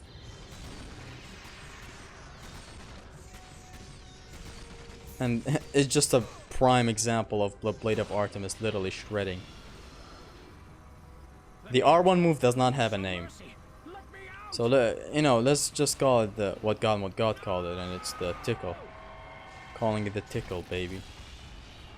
Okay, so I don't showcase the pacifist strat, where you literally don't touch a single enemy, but it's still good. There you go. You can use all the Medusa gaze in the world in here, because there are 2 chests that can give you magic. So you're completely safe. And it's done. Now in here, I kind of get them all up, and you know, when you jump into water pools, enemy AI is broken and they just wander around, which is something that I need to touch on right now. That is going to be even more important later on with the challenge of Hades. But what I'd like to do in here is I'd like to jump in the water where I get all the seeds kind of crawled up in one space. By the way, these guys do not really transform to the Cerberus. These guys right here that I'm fighting. They might look identical to the others that we fought that could transform, but these guys are different. They do not transform. They have the same grab, I think the same HP as well, but they do not transform, which is great. Because imagine having like 5 Cerberus monsters waiting for you here. That would have been horrible. See here, when you get an opportunity to use Medusa's gaze, use it. Why not? Just speed things up. Just don't go with the Poseidon's Rage. That one, the damage is not that much in here.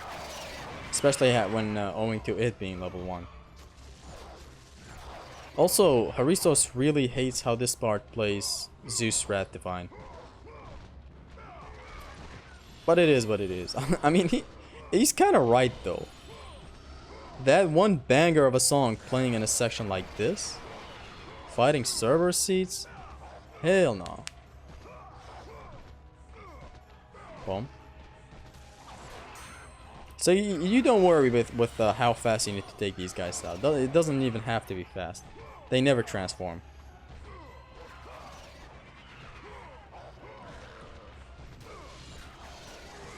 Pretty safe strat. On to the next encounter, which is gonna be the Cerberus, where we're gonna ring him out safely. I was about to say safely, which I did at the start. Dropping into the water and not jumping allows you to do the uber jump. It can be done even better, but here's how it was. You just drive a little and then aim upwards with the R1, and there, you can just jump that easily. If you mash X while coming out of the water that way, Kratos ascends up in a very funny way, and I fucking love it. Ever since I learned about it, I never stopped. See, I'm gonna trick through this maybe? No. But it was still a good demonstration of how the explosion happens when the harpy is on top of you. Again, what I'm doing is I'm getting behind that trident to get to the boundary exploit in here. Like right now, no enemy can touch me.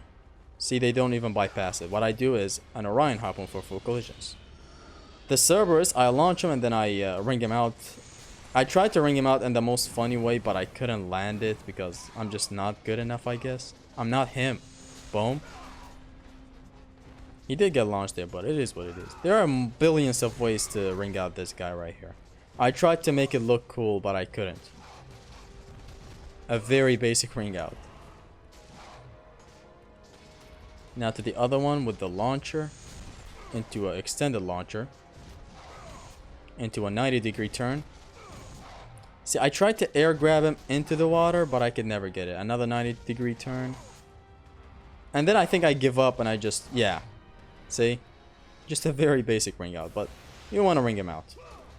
In this optional encounter against the Legionnaire captains, you can stand a little bit in the water and it's a boundary exploit, but there's another thing that you can do in here, which is if you can make your way into here, into the very end, you can launch one of the fellas and just infinitely Orion Harpoon him.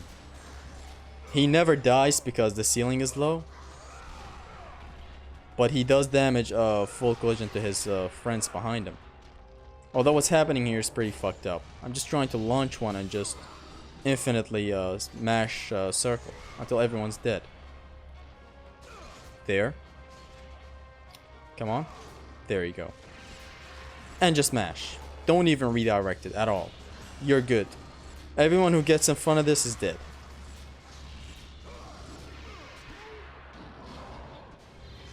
Still don't know how he even got injured. I think he was injured prior to the whole thing. You can even use Medusa's Gaze in here as well, since you have a refill after the fight.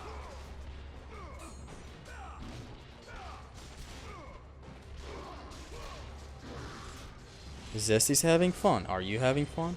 Boom. That sword summon in the air is a trick. I think I did explain it prior to this section right here. But it is also a trick where you don't take damage. You have iframes. Again, always hold triangle after that grab. Although when I say always, you know, sometimes it is dangerous, but it is very good when you nail it down. Boom. Shredder, square, cancel with L1. I'm canceling it with L1, by the way. Boom. And nothing. Man almost killed me. This enemy is very nice, and he's dead. On to this encounter. I roll towards the water, dive a little bit under the water, and then I do this. This is the Uber jump. You aim up and while holding R1, where Kratos ascends towards the outside of the water, and you mash X and you get that. I do showcase another way of getting up here. Now, why you need to get up here is to make things easier on yourself. Like, you're fighting the harpies alone. You don't have a lot of stuff to fight. Just making the encounter much easier. Trick. See? You need to trick these slams of the harpies. Always. Just to kind of get used to them. I think I do demonstrate another one. Not sure though. But yeah, I'm gonna showcase another way to how to get, you know, on top of here without the Uber jump, which is through the chest. You just need to jump towards these trunks that are on the ground right now. You can even isolate the Legionnaires on top of here by the home run technique, which I do also showcase. As I said in these commentaries, see? I jump towards that tree where it's just kind of falling off. That's where I jump towards, where Kratos gains some extra height. And there's a ring out if you ring out enemies towards the water. I basically showcase everything in this encounter. This is what I meant earlier on when I discussed my commentaries and how they usually do showcase the most optimal thing, but I should also have another thing in the back of my mind, and it's showcasing everything. You can jump towards the left one and the right one. Let me just showcase it. There are two tree kind of remains falling on the wall, and you can jump towards any of them, and both of them sometimes can work if you can kind of nail it right enough. See, that guy got ringed out. I'm trying to demonstrate another ring out via Orion Harpoon redirection, but I'm not getting it. I think I'm gonna go for a run to the chest after, yeah, killing these guys. Juggle this guy to the outside. Ringed out. Here's where I go to the chest. Come on. The encounter is hard because the camera shows a lot of the enemies at once. So you get stuff like a lot of enemies attacking you at once. Here's how you can isolate one. See? With the home run technique, I sent that guy up there. See him? I send another guy up there to fight less legionnaires. See, the only way the other legionnaires spawn in is via killing some of these legionnaires. Something which I'm not doing to the other legionnaires that I just sent up top. They're not dead. They're just up there chilling. See, like right now, only one legionnaire is spawning. The other one is up top, and another one on the right side of the screen. Here's a ring out again. Boom. Easy. Now, here's how I get up there. I just jump towards this tree and you're up. See? You gain extra height. You can also jump towards the one on the right that I'm standing on right now. I shouldn't have sent both of them down. Like, I should have sent only one of them down to keep it a 1v1 with other legionnaires that might spawn. But you do you. I just wanted to play it risky here. Watch me get tagged. Okay, good. That was smart, actually. I juggled them towards the outside. And this one, redirect. Perfect. Easy stuff. Here's where I showcase the one on the right, I think. Nah, just collecting the chest. I guess I do showcase it. There. See? If you don't want to do the uber jump for whatever reason, there's your way to do your thing. Now, the Minotaurs are going to be sent for a swim. I was trying to do the air grab into the water to make it look cool, but I couldn't get it for some reason. So I might resort to the home run technique again. Nice trick in the air, honestly. And boom, he's sent to the water. Enemies are sent flying in a very horizontal to vertical degree. It's a very nice launcher. And here's another way to do it.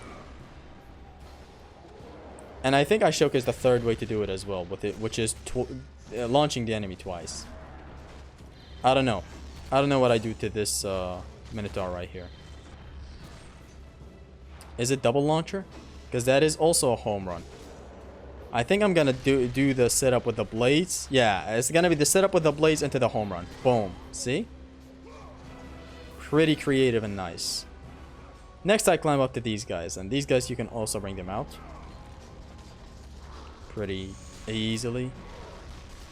Although I do kind of remember having a call with a friend while doing this, so I wasn't particularly, you know, focused. But I still showcased the ring out back there. Meaning this video is still good and you will subscribe one day, right?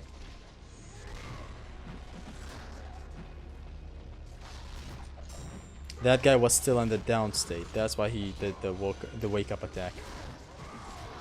Again, you need to practice this. When to hit an enemy when he's down and when not to. This guy, I'm gonna hit him before he spawns completely so that I can grab him. Boom. No one gets knocked back. Fine. Plumes it is. Boom. Plume of Prometheus. Plume of promise me to subscribe after watching this.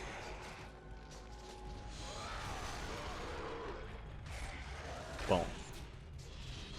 We're slowly approaching the challenge of Hades, which is pretty easily the best challenge. If I was to rank the 3 challenges, it would be the challenge of Atlas, the challenge of Hades that is going to come up, Then the challenge of Poseidon that we went through a couple of seconds ago with the Cerberus and this Cyclops and all. And then the challenge of Atlas. Now here we are. The water pool breaks the centaurs. This is a very hard encounter if you don't know what you're doing. You keep on rolling the dice by going inside this water pool and they just break. You can also stand on the lip of the pool where they also break. Now I got a good kind of... They're both in front of each other and I capitalize on the moment. I break them. That's 2. You need to get 4 on each circle. I jump back down with a block just to make sure I'm safe. And again, I just want 2 of these centaurs to align so that I can freeze both of them and I can shatter both of them with the Blade of Arceus. Another way to kind of drain their health down is by going up these stairs ahead. Just to take them to the darkness where it's a boundary exploit and you can safely kind of take out one of them. Or even just drain his health. See, I'm waiting for the perfect combination and I stand on the lip of the pool. They're still broken when you're on the lip of the pool. And that's the first circle. Now the second circle is a bit harder because the camera angle is not gonna help you a lot. But it should be good.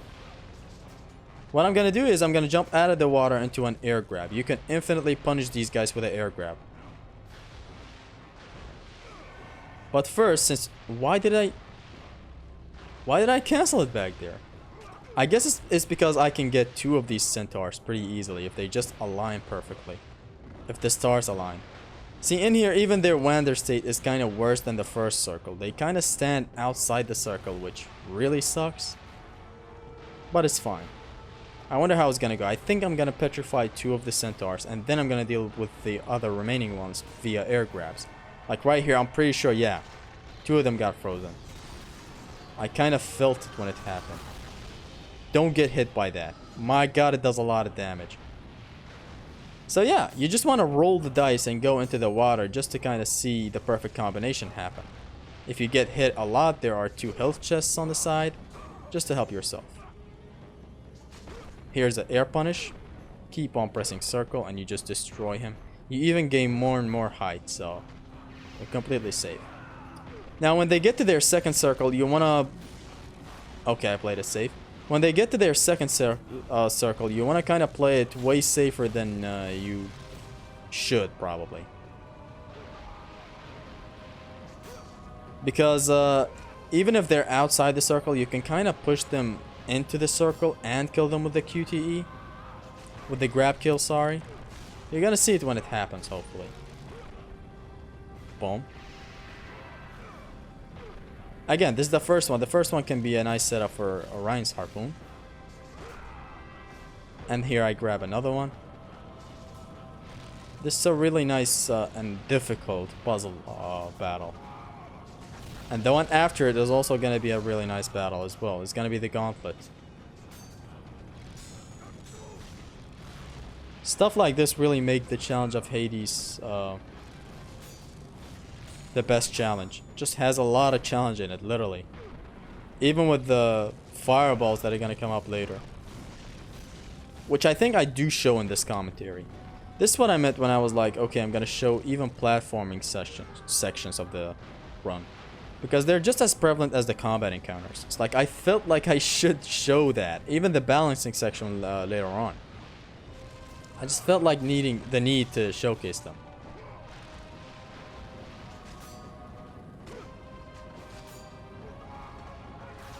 Again, don't get hit with that shockwave. And you might have noticed how long it's taking me. Because just unlucky RNG. And there you go. That's... See, good RNG gets fucked up instantly by this guy doing some funny business. That guy somehow died in the circle. Now this guy, look how I grab him. I thought it was his second circle, but it was his first. But I still went for the grab on the opposite side. I wanted to push him into the circle with the QT. Like this. You don't grab him towards the outside. You go on the outside and grab him while he's while you're facing the circle. For the potential of kind of pushing him into the circle. And now here we are in the Gauntlet. Dodge the beam. Punish. That would have been a punish, but the auto lock kind of fucked me up back there. Anyways, full collision with the archer. And then I'm gonna injure this gal. But I do not take her out. I'm sure I'm gonna keep her for magic later on. See, like I injured her and I moved on. She does not cross this right here where I am right now. She does not join this place right here. So you can always return back to her to kind of replenish your magic. Even with this one right here. This one I do not take out as well. I just use full collisions to be completely safe with her. Slap me out of the grab animation. Now I grab, boom. And I don't kill. Now I ascend up here through this elevator. The next set of enemies are going to be pretty interesting to take out, since it's going to be a lot of petrification and what have you. I'm going to use nearly all my magic in here just to make things faster and easier for myself. Not here, but the encounter room after this. This is a really nice and challenging gauntlet. Wouldn't change a single thing out of it. Just dealing with these guys right here first.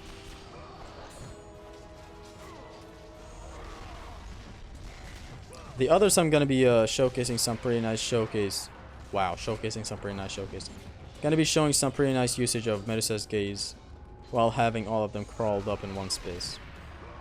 Unintentional rhyming, I know.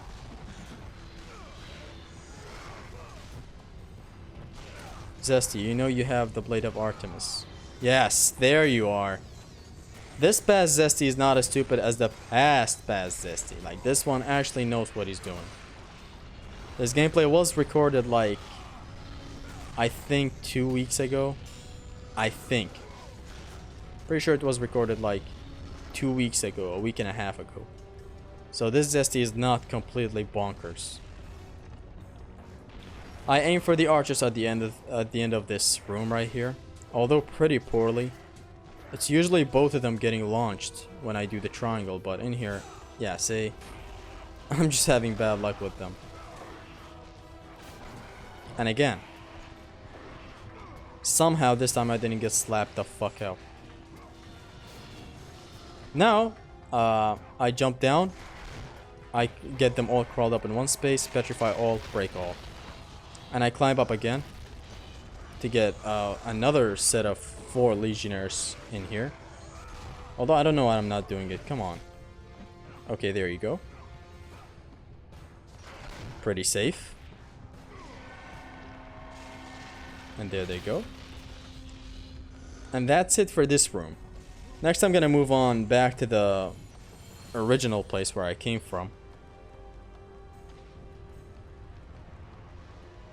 Down the elevator to take out the centaurs. I'm not gonna deal with this Gorgon yet. I'm gonna use some more of my magic in here, and then I'm gonna grab the 2 Gorgons outside. But first, I'm gonna job hard to grabbing this Gorgon right here. But it's a good thing I still grabbed her. She for some reason died without giving me the dizzy state. Now centaurs do not come into here, so you're perfectly fine to take out these legionnaires safely. I think I was setting them up. Yeah, there you go. You can also set them up for half collisions pretty nicely. That is also a choice. These archers, you take them out. Oh, they got taken out with the full collision, so it is what it is. I wanted to kind of link both of them together to petrify both. See, I'm even petrifying from afar, but it is what it is. I can always punish them in the air. See, when the red marker shows up, you know you cannot do it. Oh, Zesty decided to play it safe. Another perfect example of resource management. Like right here, I took this head. Come here, I'm gonna need you as well. And I'm gonna return with a full magic bar, just to kind of petrify them. Although I could have air grabbed them to infinity and beyond, but that's past Zesty for you. I'm still trying to align them and then do my thing. Which going upwards in here does kind of align them perfectly. See? This one I do not petrify, I'm sure. Yeah, just air grabs, I'm pretty sure.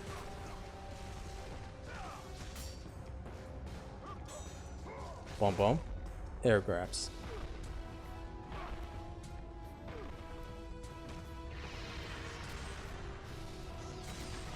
Pretty cool, Zesty. Pretty cool. Now start blocking, please, before he fucking kills you. And he's dead. And now I'm gonna leave with a little bit more of... I don't know what I'm trying to say. I'm gonna leave with more magic left now. On to the last teeny bits of enemies left. I think there's like 5 enemies left. 2 of them are hiding.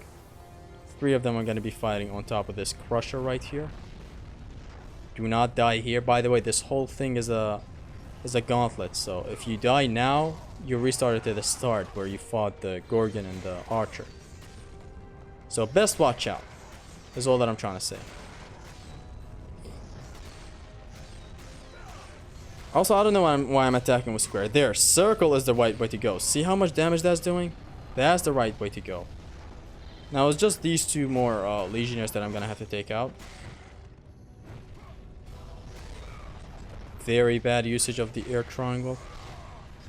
Very bad. Since he did the wake up attack, like you gotta know the timing right to do it. You can't raw dog the thing. And now I wait for this thing to go by completely so that I can get into the hidden room. Which took long enough to find out that it's there when I was a kid. But hey. In here, just set up Orion's Harpoon infinitely, honestly. This guy that I'm yanking does not die due to the ceiling being that low, but his friend does die with the full collisions. And now taking this guy out is going to be the end of the section. We're going to move on to the next section, which is going to be Hades' balls. Here's what you want to do. You can roll like that through them. Not the first gate. Not the second gate that I just crossed, right there. You just want to dodge these like this. This gate right here is the one that you want to open, the third one. See, God of War 1 needed these things to be covered because it's just like a combat encounter right here. Now in here, a lot of choices. 3 air grabs to this Minotaur to take him out and spawn the archers. Oh, I take this guy out as well? I think I do. Yes. You can ring out the other Minotaur, which I think I do. I'm not sure. I'm waiting for the Minotaur to arrive so that I can hit him with a full collision, but as you saw back there, I failed. This one I didn't. And I think with the other archers, yeah, this one, another full collision. Although these are useless, I don't know why I'm doing them. I'm gonna ring him out anyways. I think here's where I found out that I'm gonna ring him out, so why am I even using these archers for full collisions? There you go again. That's that. This is where you can ring him out. Either via home run techniques, or air grabs, or Orion's Harpoon redirection. You can ring him out however you want. Boom, boom. Okay. Okay. These guys sure like to block a lot and they have a lot of armor. So it's good to check them out with like a couple of slabs. See if they take damage and if they budge. If they do, cancel it with Zeus Fury and go into a square triangle. That's what I did back there, I'm sure. Just rewatch the footage because it's kind of hard to get. Zesty playing risky. Okay, good. Okay, nice. Now onto the rope combat that is going to come up after this.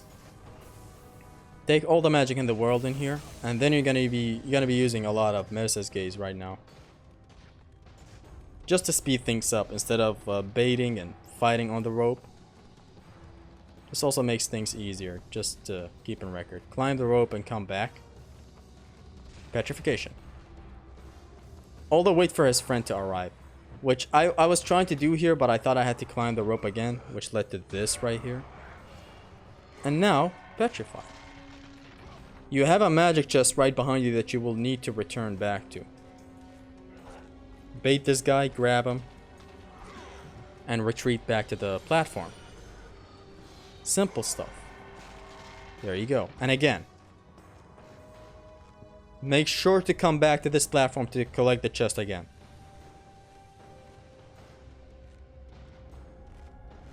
Bait this guy's attack, grab him, and then completely return back to the platform, both to kill these last set of Legionnaires and to collect the magic chest. They're down. Come back over here and collect the magic chest. Now you can go to the rope combat where I think everybody's clear, but if there is any more Legionnaires, I'm pretty sure there's going to be either 2 more Legionnaires or 3 more, with one of them being right behind you, which is going to be easy. Just watch. Yeah, I'm pretty sure it's 3 Legionnaires. Bait the first guy. Grab him. Bait this guy. Grab him. The other one, just go forward and then come back and grab him. And it's done. On to this great encounter right here. You want to drop down. I'm kind of surprised I still haven't died this far into this whole thing. Challenge of Hades is still really fun. So when dropping down, it's best to come back to this chest spot right here, since you have everything aligned and it's going to be good. And by the way, yes, you saw me ring out that guy back there. It's going to be crucial later on with the Minotaur spawning. Here's the spot that I was talking about, this chest spot. Kind of makes everything seem narrow and easy to handle. Nice 360. Boom. I think it's going to be another nice 360 right here. Yes. And another one.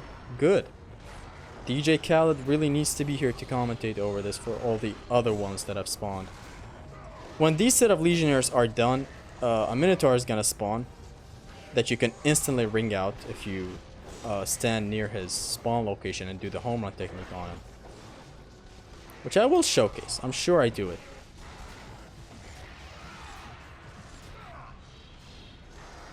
See, like this guy, I knew that's the last guy. Yeah, here he is.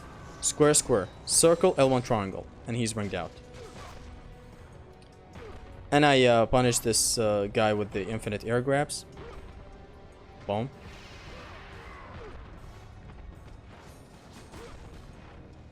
And again.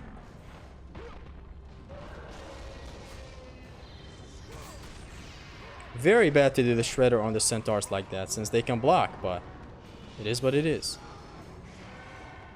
Okay, Zesty, hold up. What the fuck are you doing? Zesty, what the fuck? Okay, good. I don't know how I was going for a petrification while being wide open. I don't know if I was still in a call with a friend. That's gonna be my new excuse if I play poorly. But yeah, infinite air grabs on this guy as well. Works like wonders. I don't know why I didn't switch to the... Oh man, the delayed block. Did you see that? I was blocking the entire time and I still got hit. Which is, hey. I think this guy does get ringed out as well. Oh, petrification. It's fine to use all your magic in here. There is a magic chest like right on the right side of the arena that you can... Here's where I aim. You can ring out enemies in there as well. In this balancing section, as you can see, jump there. Jump here as well. Pretty easy. Jump. Jump. And you're done. See how simple this is? Okay, it's not simple. I totally understand people who are struggling with the platforming. But yeah, you can get used to it pretty easily. Now this guy. You want to retreat. Back to the lever. Pull it. Press R2 again the moment, or actually mash R2 the moment it hits the gate. Again, right now you mash R2. Right before it hits the gate, you want to mash R2 to get this. Now you want to mash R2 the moment it hits his body. And again, you want to do it again. Just rewatch this whole thing if you want to nail this down. And now, we instantly skip to the last phase where his health bar is showed. What you want to do is... jump, trick to be completely safe, and attack right here. This is a sweet spot. Look at this trick. Boom. I just let go of L2. See, the moment it clicks, it becomes easy. And now this exploitable spot right here makes everything, makes life easier. Just R1 and square. He does not reach you. If he does any sus attacks, just hold L2 with Zeus Fury and let go the moment the attack is about to hit you. To trick through it. And just like this, you can cheese this whole thing. Although I do try something in here, which is trying to get him when his health bar drops to below 50%. It's a little thing that Zim likes to do a lot, but I never could get it. I'm pretty sure I don't even get it in this commentary as well, and I just returned to the daily routine of doing this. This is the same thing you want to do for Pain Plus as well, but it just takes longer. This is what I was trying to do. You just come back over here. He does the fire attack. You bait it, and then you come back. You pull the lever again. He approaches very slowly. And you press R2 the moment it hits the gate again, but I could never get it for some reason. I skipped it while editing. It just took me way too long and I kept doing it and nothing happened. Let go of L2 before everything hits, and there. I was just back to my just the usual thing I usually do in here. And there, that attack right there that he's doing is super easily exploitable. You need to stand on this spot right here, and attack. If you want him to always do that attack, because otherwise he does this weird shit right here. Boom, spits you out. That's why you want to always be in the safe spot, which is like right here, exactly where I'm standing now. A little more to the right would help a lot. Not this time, bitch. Tricking is one hell of a thing, honestly.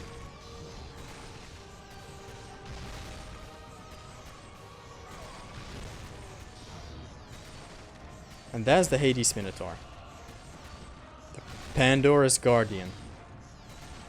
And it's done.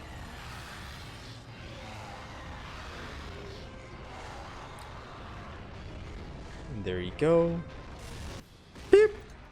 He's done.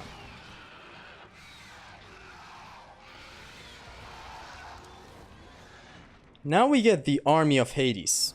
A very nice magic attack. The most OP magic attack, which we'll not use in here. What you want to do here is climb up here to isolate the Harpies again, to fight them alone instead of fighting Legionnaires with them. And look at the scenery in this entire arena and how it changed. The Minotaur is literally just stuck to the fucking gate. It's so beautiful. Again, being in here, a Legionnaire might slip by and might try to attack you, but only one or two would make it, not a lot. Like, as you can see right now, no one is making it. Fighting the Harpies one-on-one pretty safely. Now when it's safe to do so, okay, there's still one more Harpy left, Zesty. You do know that, right?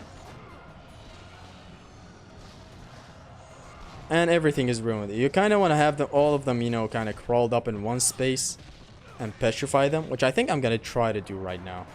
I'll lure all of them away. And then I go back up the stairs quickly. And yeah, they're in a loop right now. Petrify all of them. Pretty easy stuff with the Medusa's Gaze.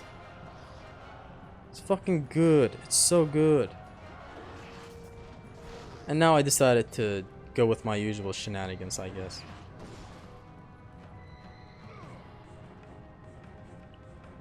I wasn't sure if I should. I use all my magic in here because I did leave a chest up there, you know.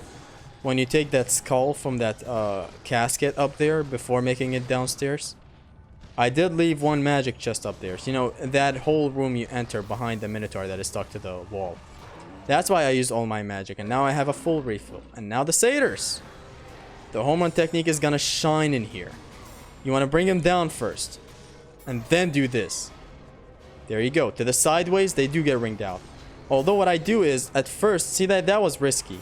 Usually want to do this. And then do this as they try to wake up. That is a safe time to do that. What I also decided to showcase was the ring out through the Blades of Chaos. Maybe if you're doing... See? Boom. If you're doing a pain run. That attack of theirs where they kind of do their taunt. You can go by it by trying your launchers. Either your Blade of Artemis launcher or your Blades launcher. In here, what I'd like to do is use a lot of half collisions. Boom. You know. Half collisions. What everyone loves. Still the thug that you love to hate.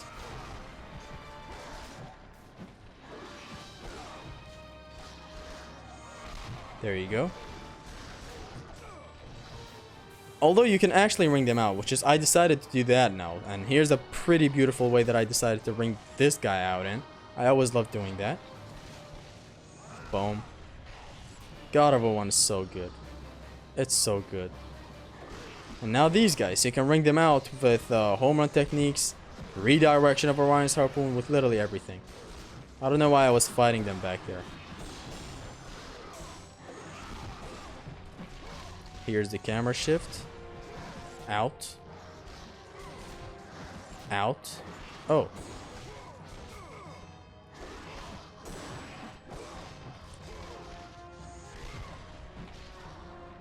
That one really just did a noble sacrifice, and he just jumped on his own. Boom. Next up we have more Harpies and Legionnaires. The Satyrs are gonna be showcased even more in a second. Oh. Nice cast. This takes them out and then I can move on. The range isn't great with these guys when they're at level 1. I came back quickly so that they take out the archers, and now I can take the magic chest. That was a pretty interesting cast back there. Although another set of archers do spawn, but it is what it is. Yeah, the Satyrs, you can bounce them up to the air by, you know, when they're kind of about to wake up. That's the only time you can ever do that. Because if you do it before that, they have armor. They do not get bounced. If you do it a little later than that, they kick you while they stand up. Satyrs in God of War 1 are the hardest enemies. They're just jacked. To me, they're easy, but to you, I expect them to be hard. But even when you get used to them, they just become easier. I think I favor ring outs in here as well. Oh. Carnage it is. I expected ring outs, but it is what it is. Boom. See, you gotta pay close attention to enemy wake up attacks. Like if an enemy is down, completely down, you do not... Okay, Zesty, what are you on about? Juggles one to the outside and continues the combo to launch one, and Orion's harpoons him to the outside. Beautiful. It's raining hard outside, and this mood that I'm in right now is very good. I enjoy watching beautiful gameplays. Like this one right here just feels like it's not even me playing. We've come a long way. I'm trying to lure this guy into here so that I can use half collisions on him, the Satyr. See, now he's here. You can stand right here where it's a boundary exploit. These guys are broken, and I use half collision knockbacks to deal with the Satyr. See? I'm just doing this. He keeps on backing away, and the Legionnaires stand there looking at you like idiots. You can petrify all of them and deal with the Satyr personally alone, but I decided to go with another kind of way of handling this. See, now he's out of bounds. I bring him back here, and then I come back to the boundary exploit. Just standing in that corner that I was showing right here breaks the enemy AI, which is good. See, I'm damaging this guy heavy. And again, these enemies that are sent flying towards him are fucking him up. And it's lovely. He's even dead now. Without even using the Blade of Artemis, see? Okay. You wanna fuck with me? Okay. The Satyr's dead. I wait for the other Satyr to come up. Now when he's in position, I jump and I come back to my safe spot. And I use more half collisions. Oh! Okay, petrification Zesty. That fails miserably, but thanks for the effort. What about this one? Oh my god, I thought it would be like 2 back-to-back petrification fails. I'm still trying to lure the Satyr in. I guess, nah, I take them out. I'm just gonna showcase a punish with the Blade of Artemis right here. So after launching him safely, there you go, boom. Here's what you want to do. Launch, R1 square, L1 triangle. And again, R1 L1 triangle. R1 square, L1 triangle. Just delay the L1 triangle a little bit, so that as he's trying to wake up, that's when you want to hit him. Pretty safe. And huge damage. Pretty safe, as I said. Boom. And eventually he dies. She believed, he lied, he died. Now upwards we go to the secret encounter. That also has a boundary exploit right here where I'm standing. And this one right here that gives us a very nice view. They just stand there looking at you like idiots. Boom. Knockbacks. All of them are damaging each other in the air as they're flying. That's the pretty basic idea of it. And boom. Blade of Artemis. I decided to go with some Blade of Artemis action in here. But I'm pretty sure I'm going to showcase another half collision case with the Blade of Artemis. That is the best thing you can do for damage output. Just circle spam and cancel the third one with the block. Just circle, circle, block, circle, circle. Again, just keep on repeating that with the Blade of Artemis. For a nice and safe damage output. Zesty Beast styling on you. That grab hurts when you get it in mid combat. It's very bad. The glitched grab with the Blade of Artemis can be a blessing and a curse. Here's a nice punish. R1 square and then cancel it with L1 and then do the same thing when the enemy's in the juggle state. See? Boom. Kratos does not allow him to get in the down state where they do a wake up attack when they're down. Boom. Beautiful. Okay, Zesty. Okay, chill. Now this is the route that I decided to take. I decided to go with the route of dropping the boulder down. That guy got caught in some wall collisions back there. That's why I couldn't throw him. This guy did the job right. Okay, Zesty. Sweet. I think this guy, I'm going to grab him again and he's going to get caught again, right? There. It's very bad to do that shit when you have a lot of walls and luggage and stuff around you. Oh! Boom! Grab him, Zesty. Oh. Still nice. Okay, do I ring him out? When you don't have magic, you cannot do the version 2 of the tricking, which is something that I should note. Since you don't have the Zeus Fury. Guys out. Tango down.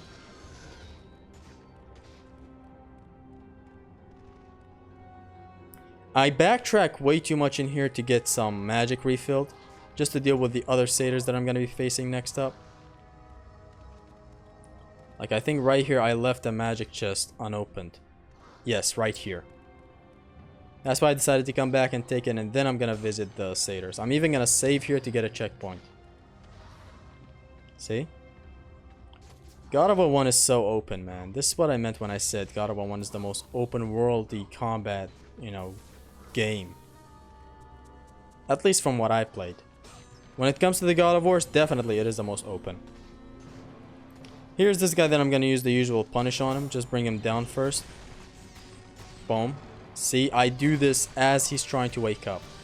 I do have a whole section dedicated to this in my 5-hour-long combat guide if you're interested. Just wake up shenanigans for enemies. Which mostly tells you to learn the wake ups of enemies by playing a lot. But yeah, it's gonna be a helpful little tidbit in the video. This guy's down. I go ahead and lure the other satyr in. I think I tried to ring him out in here, but I think I failed before, so I don't know. That's why I decided to go with the safe route of just launching him and getting him into the loop. Even for home run techniques that I'm going to be trying out later, it's going to be pretty evident that I do this square, square, circle, and the circle that hits him, the one that bounces him, I try to kind of... I hit him exactly at the same moment like this. This is a Blades of Chaos punish. See? And again, boom, boom. You just delay it a little bit. The second hit of the triangle is what launches, by the way, for anyone wondering.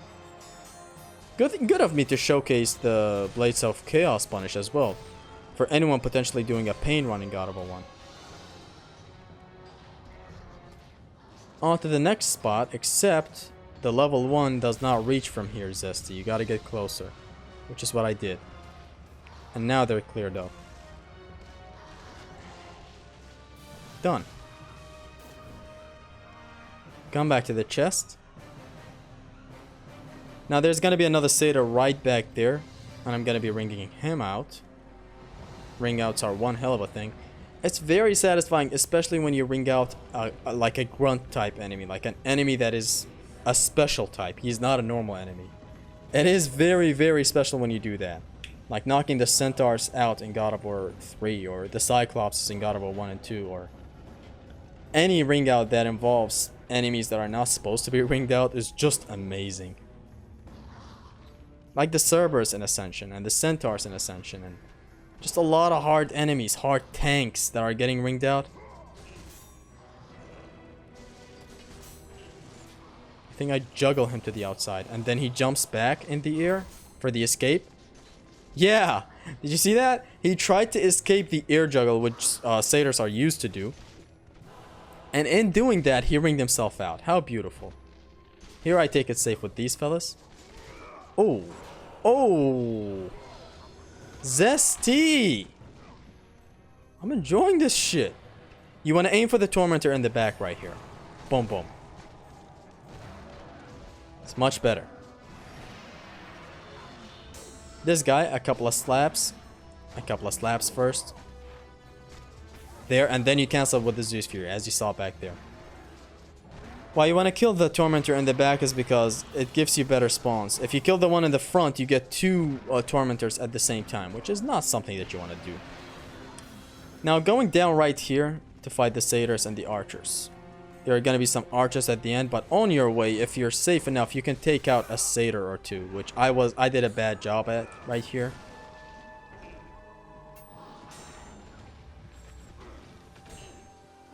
Watch out for the Archers, please. There you go. And now when you're completely safe... Ooh, almost got a slap back there. Okay, Zesty, please be safe and do all this. Okay, this guy's ringed out. This guy's also ringed out. Beautiful. This guy's also ringed out. It's like they're emoting in front of me. It's beautiful. Here's how you usually want to ring them out. You want to bring them back here. Launch them. Climb up. Launch them.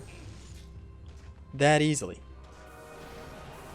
Now for this encounter, I use home run, not home run, full collisions on this Tormentor right here.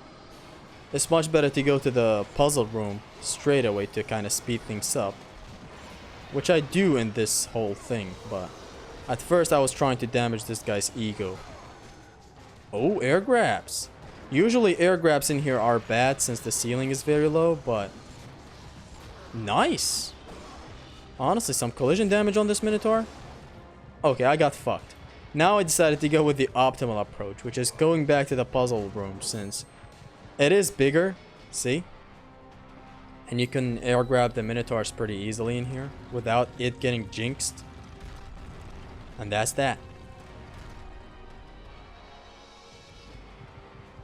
You're gonna see what I mean in a second. Like right now, air grabbing the Minotaurs is pretty easy. It doesn't get cancelled because of a low ceiling. The other room had some low ceilings. That's why you couldn't really air grab these guys freely. Now you can. Boom. Although you see, you want to watch out for this shit. You do not want to get slapped in the air because you do not have iframes in air grabs in God of War 1. That's why I decided to go with the safe approach and just let everything play out safely.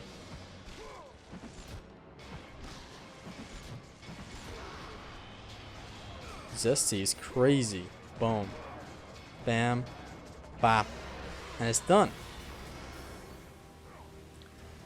Now, this wall combat is pretty interesting. See, I'm gonna grab this guy and I'm gonna slap him a couple of times to the wall for a full collision to take out his friendo back there. This guy as well. Take him down. It's gonna seem pretty easily when I showcase it right now. Stand here to wall block, to road block, sorry, to body block, but I did a poor job at that as well. So I used this guy for full collisions on the guy next to me. You want to jump across right here. These guys come closer. These guys do not follow you to the wall section on the left side. So best watch out. You can take them to the right side that, or you can do this for full collisions, but the safest thing is just taking them to the right side. Here's a nice body block. Boom. He's down. I decided to attack him so that he falls straight down. Here's what you want to do. You want to wait for this guy, and then you jump into his body block, and you drop right on this platform, and you're completely safe. Fuck wall combat. Let's go. After the cutscene, you want to come back right over here for the for a nice little boundary exploit. Not here. This is not a boundary exploit. The boundary exploit happens when you go further back to the bridge. I think I ringed this guy out. Oh no. Oh no, Zesty. Be safe about it, Zesty. Okay, fine.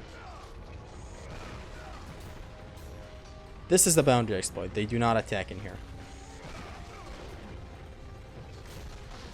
I tried to juggle one of the Minotaurs into a Orion harpoon, but it didn't happen. Oof. Stupid hit. This guy's gonna get ringed out via the home run technique. Beautiful. The home run technique is gonna be much more important later on with a very hard encounter against 11 satyrs. That guy got ringed out as well. And so yeah.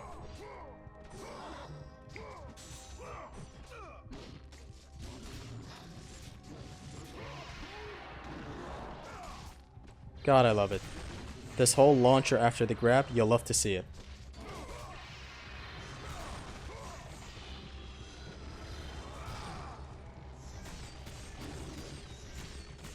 Again, I'm keeping him in the juggle state. He's not in his down state where he can attack me if I attack him while he's down.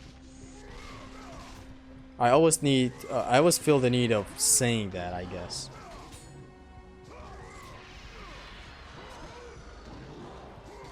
There goes that. Boom. Oh! Who's this kid?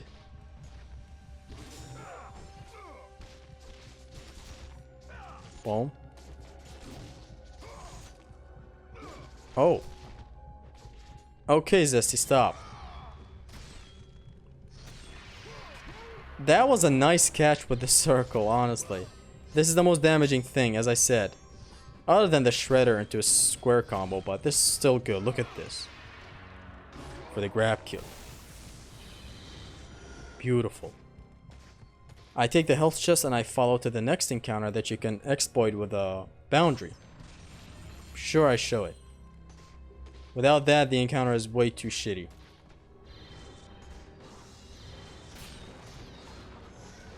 I do try to damage this guy a little bit. Damage him and his ego. Trick, and then retreat back to the entrance. We retreat back to the entrance because these puppies follow us and they're dangerous. They can transform to Cerberus, so this is the fastest thing that you can do. Just lure them back to the gate, stand right here where they can hit you and aggro towards you, and then right here where they're broken. You freeze them and you kill them. From a far range, please. Medusa's Gaze has to be used in the most efficient way. You don't want to waste your magic stupidly, like I used to. Stand right here. They get closer.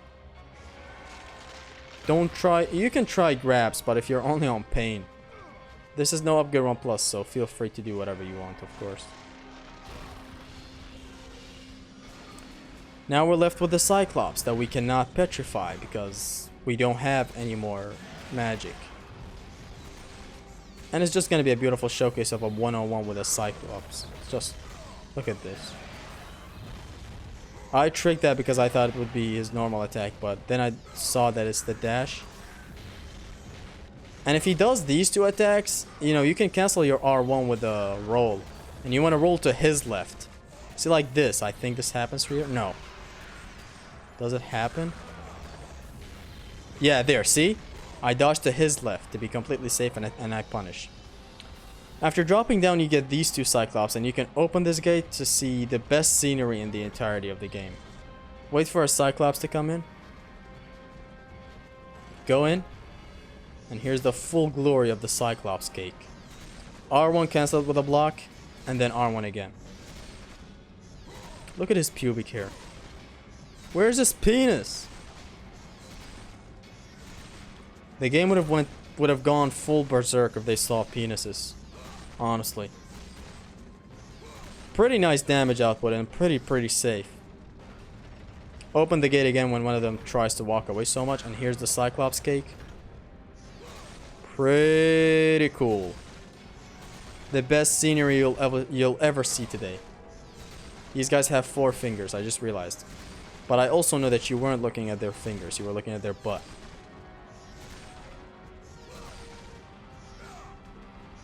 This thing is shredding their ass. It's tickling their ass. Your blades and Medusages do not reach, obviously, but your Blade of Artemis does reach. Look at that ass, boy! There's also another spot that you can abuse and do this, which is going to be near the hole that we pushed the box in. This is how you want to dodge if he does the 2 attacks after the original slam. This is the spot you want to punish in if you don't want to do the gate punish. I'm going to showcase it in a second. And there's going to be another Cyclops spawning, and I'm going to showcase it. Look. Lure him in. When he gets close enough, you want to go inside that hole in there and just use the shredder. Or the tickle. Or whatever you like to call it. And just attack him from here. Except I just need to lure him closer. A little bit closer, please. Please, closer. There you go. I think he's close enough right now. There. Although this one is more dangerous because sometimes he does attack you, but it is good. When he attacks you, you just want to trick. Obviously, like nothing that big to it. Point is, he just attacks you sometimes, and I got out of there, I'm sure. And again, 1v1ing a Cyclops. Should have dodged to his left, but to his left, aka my left, my right, like that, what I did back there, but yeah.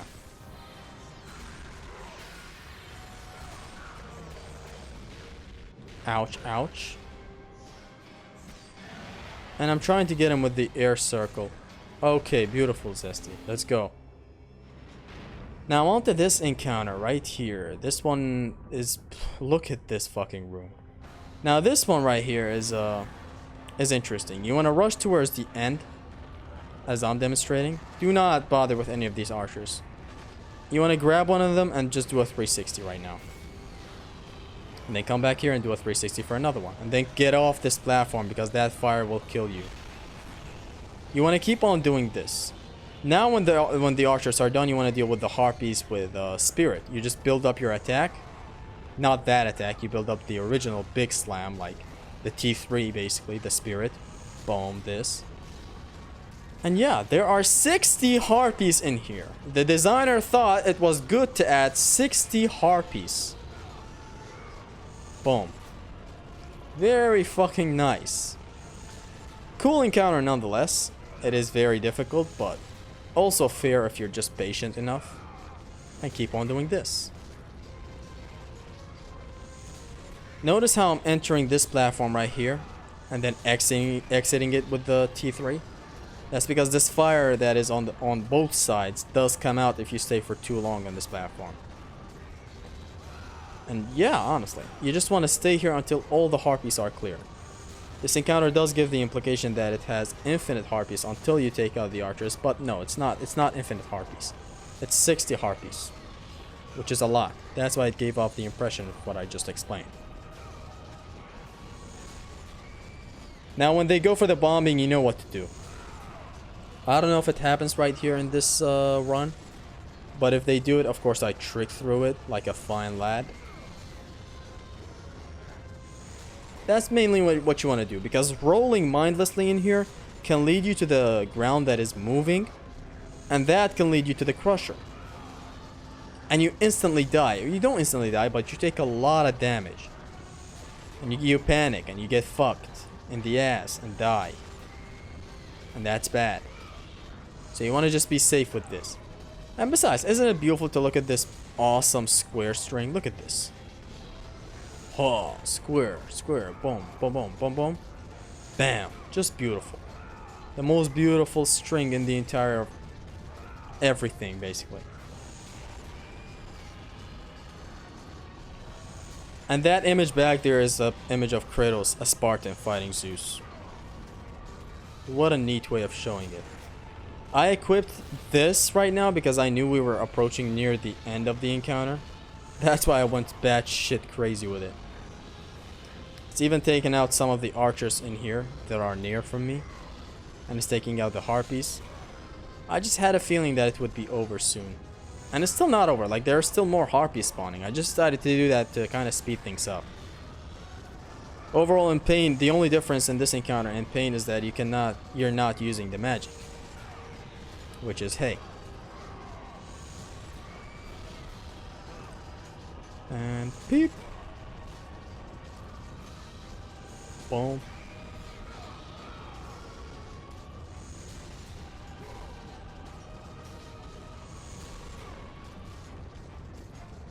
Pretty interesting stuff. I'm sure you just fast forwarded and you're not hearing any of this, but yeah. They're kind of draining right now. I think it's just, I would give it like 10 more harpies to fight. Even less actually. Oh, with the Blade of Artemis. Zesty's playing bold again.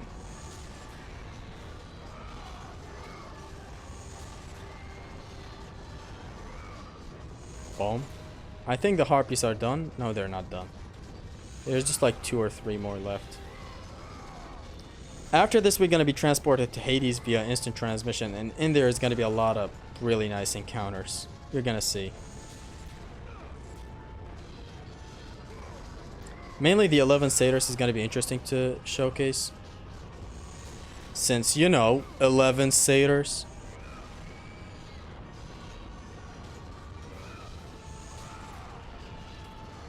But overall, yeah. It's gonna be really, really easy when I showcase it though. So now that no more harpies are left, you want to slowly approach towards the archers. Again, I'm making sure one more time. No more harpies, no more harpies. Go. These archers died with the army of Hades. Easy.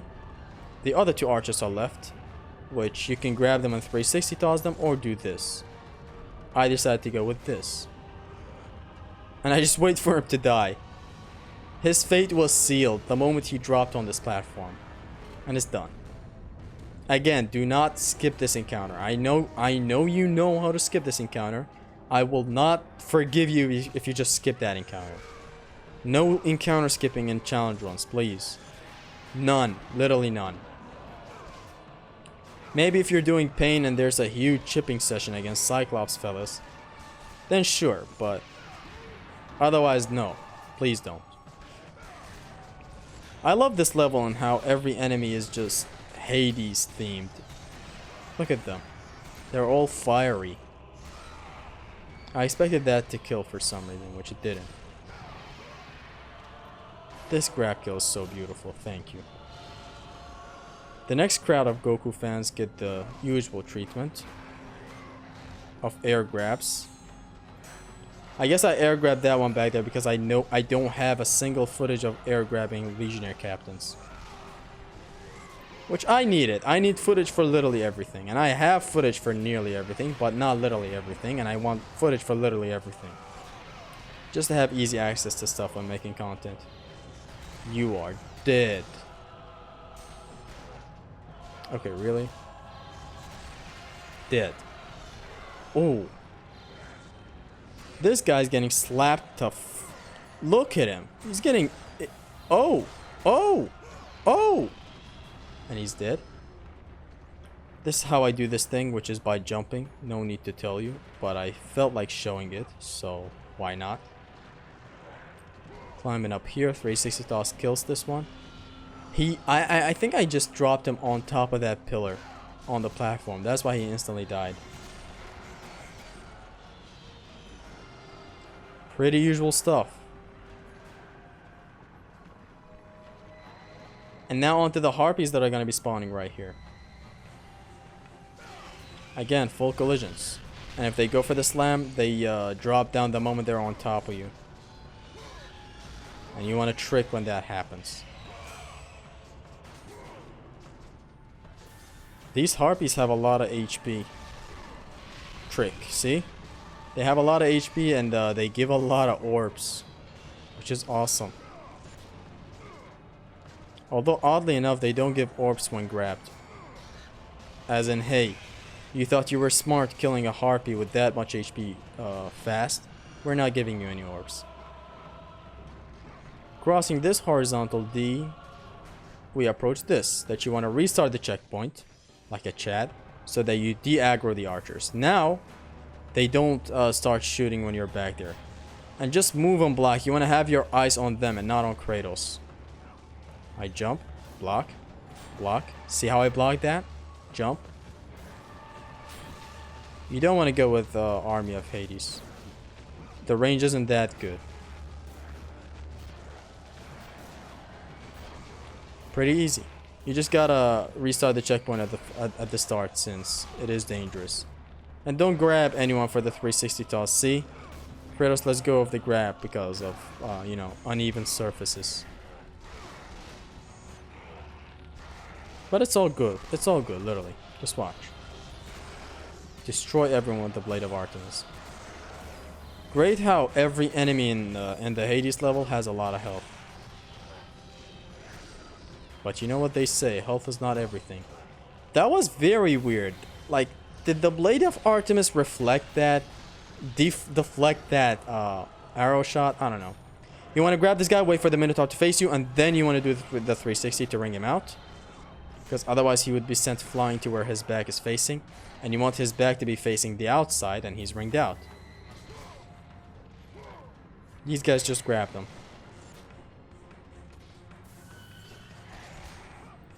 Now we get introduced to more Mino frauds. These Minotaurs are so weak. Their mama's so fat. Ouch. They literally do not block once you start hitting them. You can infinitely start hitting them. They're very weak. And you can ring them out, which is what I'm going to be doing. Boom. Boom. Oh, that's a nice version of the ring out, of the home run technique that I showcased. Boom. Ring out via the Blades of Chaos, just for the pain players. See, it's like they're not blocking at all, allowing you to just basically ring them out.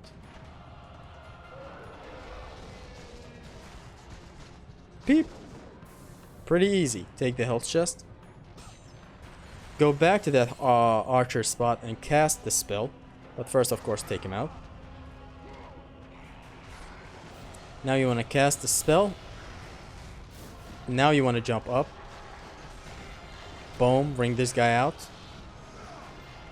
Every setup into L1 and triangle with the Blade of Artemis works. It doesn't have to be the Blade of Artemis only. Ring out.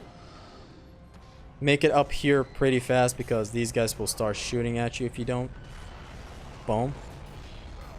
Just use these guys for the 360 tosses before any one of these Minotaurs do any funny business. That's a nice setup for the air grabs with the Blade of Artemis. I guess, yeah, I was trying to damage this guy's ego enough to get his See? They do not block. Lovely. I was trying to damage this guy enough to get him to the dizzy state so that I can grab him. To get some health back. And to get that chest back there that has magic. But this was useless because there are chests after this wall that I'm gonna climb. Which I think I do show in this stream. In this video, sorry. So what you want to do in here is you just hug the left side of this whole thing. Not the left side. You want to hug the... Not... Just stay near to the left side, I guess. Or... I don't know. Just follow my lead. You just... okay. Everything just tends down back to patience. To wherever... Like this wheel right now that I just entered. This one is spinning to the right. You want to stay close to the right. See, like this. Only jump when you see an opportunity to escape out of danger. See, it's okay to retreat when you know some stuff are fucked up there. In here I quickly made it up and somehow didn't get hit. It's just okay to retreat when you know you can't make it, see? Sometimes it's okay to retreat way back. Just don't get hit. Now here we are with these fellas. Boom. I was trying to see if I can send one of them up there for some reason. Just to have fun, but I don't think you can. See? They don't go to where you want them to go. It is what it is. The second spinning wheel is the same thing. Just take out these guys and here we are. Climb it. See? Since this is spinning to the left side, ouch.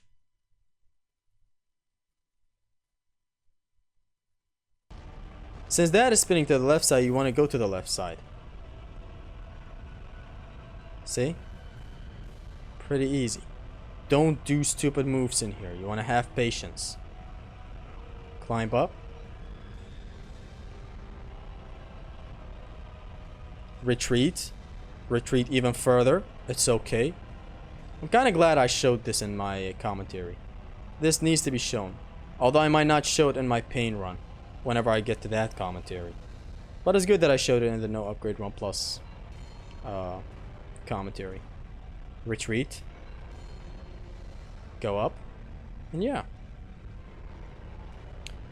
Pretty easy stuff. We're gonna be approaching the 11 Satyrs right now. Which is such a cool name for an encounter. The 11 Satyrs. And there's also going to be a surprise when I finish the 11 Satyrs. Here we are. You want to retreat back here. Launch them. Although I failed. You want to launch both of them if you're lucky enough. Just come back up and then retreat again. Launch. Come back up. Launch again with the Blade of Artemis. Now, square, square. Wow. Square, square, circle, and ring both of them out. I also do showcase the basic way of ringing them out if you don't want to do this, but this is the easiest way to ring like 2 Satyrs at once easily. Just jump back here. Launch. Climb. Launch with the Blade of Artemis. Square, square, circle, L1 triangle. Easy ring outs. Ringing, sending them with the home run technique towards the right side or the left side also works as well, like this. That is the angle that you want to favor. Notice how I'm going to do it. Look, square, square, circle as he's trying to get up. Boom. As he's trying to get up. Again. Boom. And I take it safe. I do not attack them. At first I launch them so that they get in the wake-up attack. Then I do it. I usually do go for it even while they're standing, but it's dangerous. You don't want to do that. Sometimes they can really kick you out of your animation and just... It comes out of nowhere. These guys are so fucking vicious. And here I retreat back to the original strat. I think it was Zim who found this as well. Boom. Pretty easy. This is basically the 11 Satyrs brought down to this easy way of dealing with them. See, I launch him first to be completely safe. Even now, when I know he's wide open, I do not attack him. There. You cannot ring them out with the...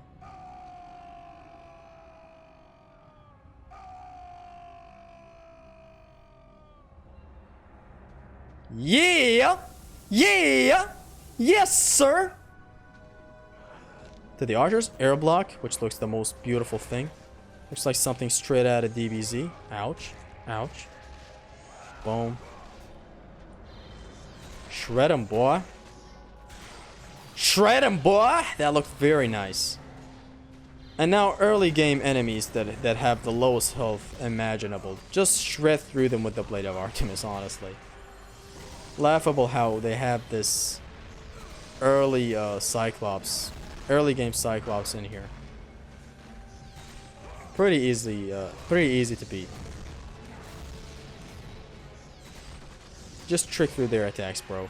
Just trick through their attacks, bro. Come on, bro. Ouch, bro. That one's down with a nice little swing. This one is also down with nice tricking. Oh, I want to take this guy out with the air circle as well, huh? This one it will work. Huh. So this Minotaur gets launched and air grabbed. I switch back to the Blades of Chaos and then I jump for the air grab, by the way. Remember. Remember! Accuracy over speed! Boom. Air trick! Ha! Beautiful, man. Zesty's gameplays are still stylish. Doesn't matter the challenge. Although he does tend to fail like 50 times when battling. You can set up for Orion's Harpoon as well, which I never showed. But you can set it up for that as well. Like square press circle with the Blade of Artemis and then switch back to the blades and press circle. Pretty easy stuff. Now this one right here is pretty interesting. You want to bring out the Gorgons back to the entrance that you came from, where it acts as a boundary and they cannot pass it. Ouch. Boom, bam. Air grabs. Pretty usual stuff. And then do the same thing. Boom, boom, boom, boom. And the same thing for the last Gorgon. I love that attack. Square, square, triangle, hold triangle. A very nice beam punish. A very nice attack overall that has a high launcher. Great. Now these guys, you can use your magic or you can't, because it's fine to not to. So you just block while making your way onto them and you're completely safe.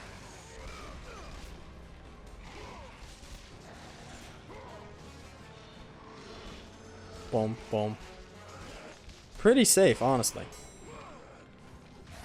I used to be afraid of approaching archers, but now it's kind of getting way more easy as time passes.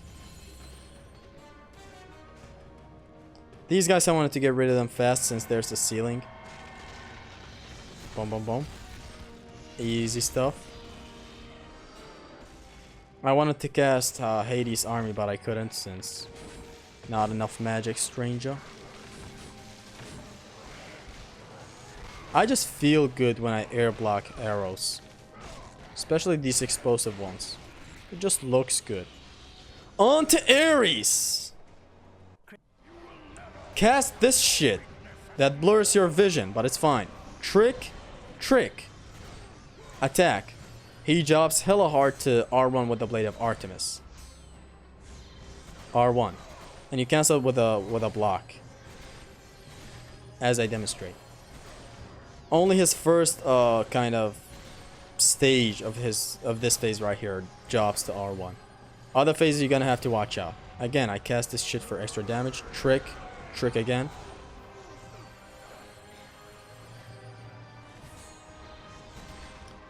Okay, now here's the first breakpoint. It's gonna start to be even more interesting right now. Since he has an attack that is like a million stab type of attack, I activate this from afar when I know the fire does not reach. This one, he blocks 3 times until he does it. What I like to do is I block with the blades like a little bit, and then I switch to the Blade of Artemis for the R1. And then I switch back to the blades. Pay close attention this time. See, the 3rd time he starts doing it. He blocks twice with his claws or with his legs from behind, his spider legs. And then when you attack for the 3rd time, he does not block. This time he just kind of whiffs it and does his million stab attack. The army of Hades. Boom, run away. Like a little bitch. Oh, but I'll show you. Trick. Trick again. The 3rd attack, see? But I didn't do it. Pay close attention this time. 1, 2, and the 3rd one he started doing the million stab. And pay close attention to my punish that I'm doing. I'm blocking and then tricking. Like I block some of them with my blade and then I trick and do the R1. It still needs a lot of getting used to, but it is what it is. And you don't want to attack him with the blades here, man. It just does way too low of a damage. My man, I think he has over 9,000 health. So you want to watch out. He has a lot of health. In Pain, this is going to be just a 12 minutes of chip session. See, the 3rd time he started doing the million stab. Pretty usual stuff. There you go, again. And he does that again. Blocks the third taunt, and he does it, and then again. For this one, you just need to pay close attention on how I'm punishing his claws attacks. And this is a nice little thing. You can run towards the outside, where he starts shooting towards the outside. Only in this spot where I'm running right now. Which I think Mr. Wright found this one. I'm not sure. I think it was. Or you can hit him with a Zeus Fury like that to cancel him off of his air attacks. His Vegeta moment. Or you can roll like crazy, which I don't showcase. And there he. Third one, he starts attacking. 2. Oh, he decided to go with this. Whatever.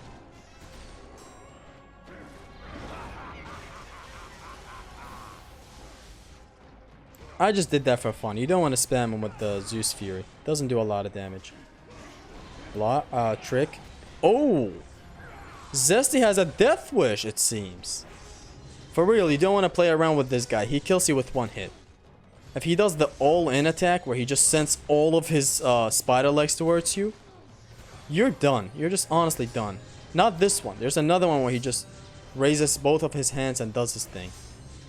If he hits you with that, you're done. It's perfectly calculated. Like, if he does the third block, that's when he does it. Like, third one, and he does it. See? Like, I perfectly have it in my mind. That's why it's kind of getting easier to do this every day. There you go. And it's done. God of War 1. No upgrade run plus.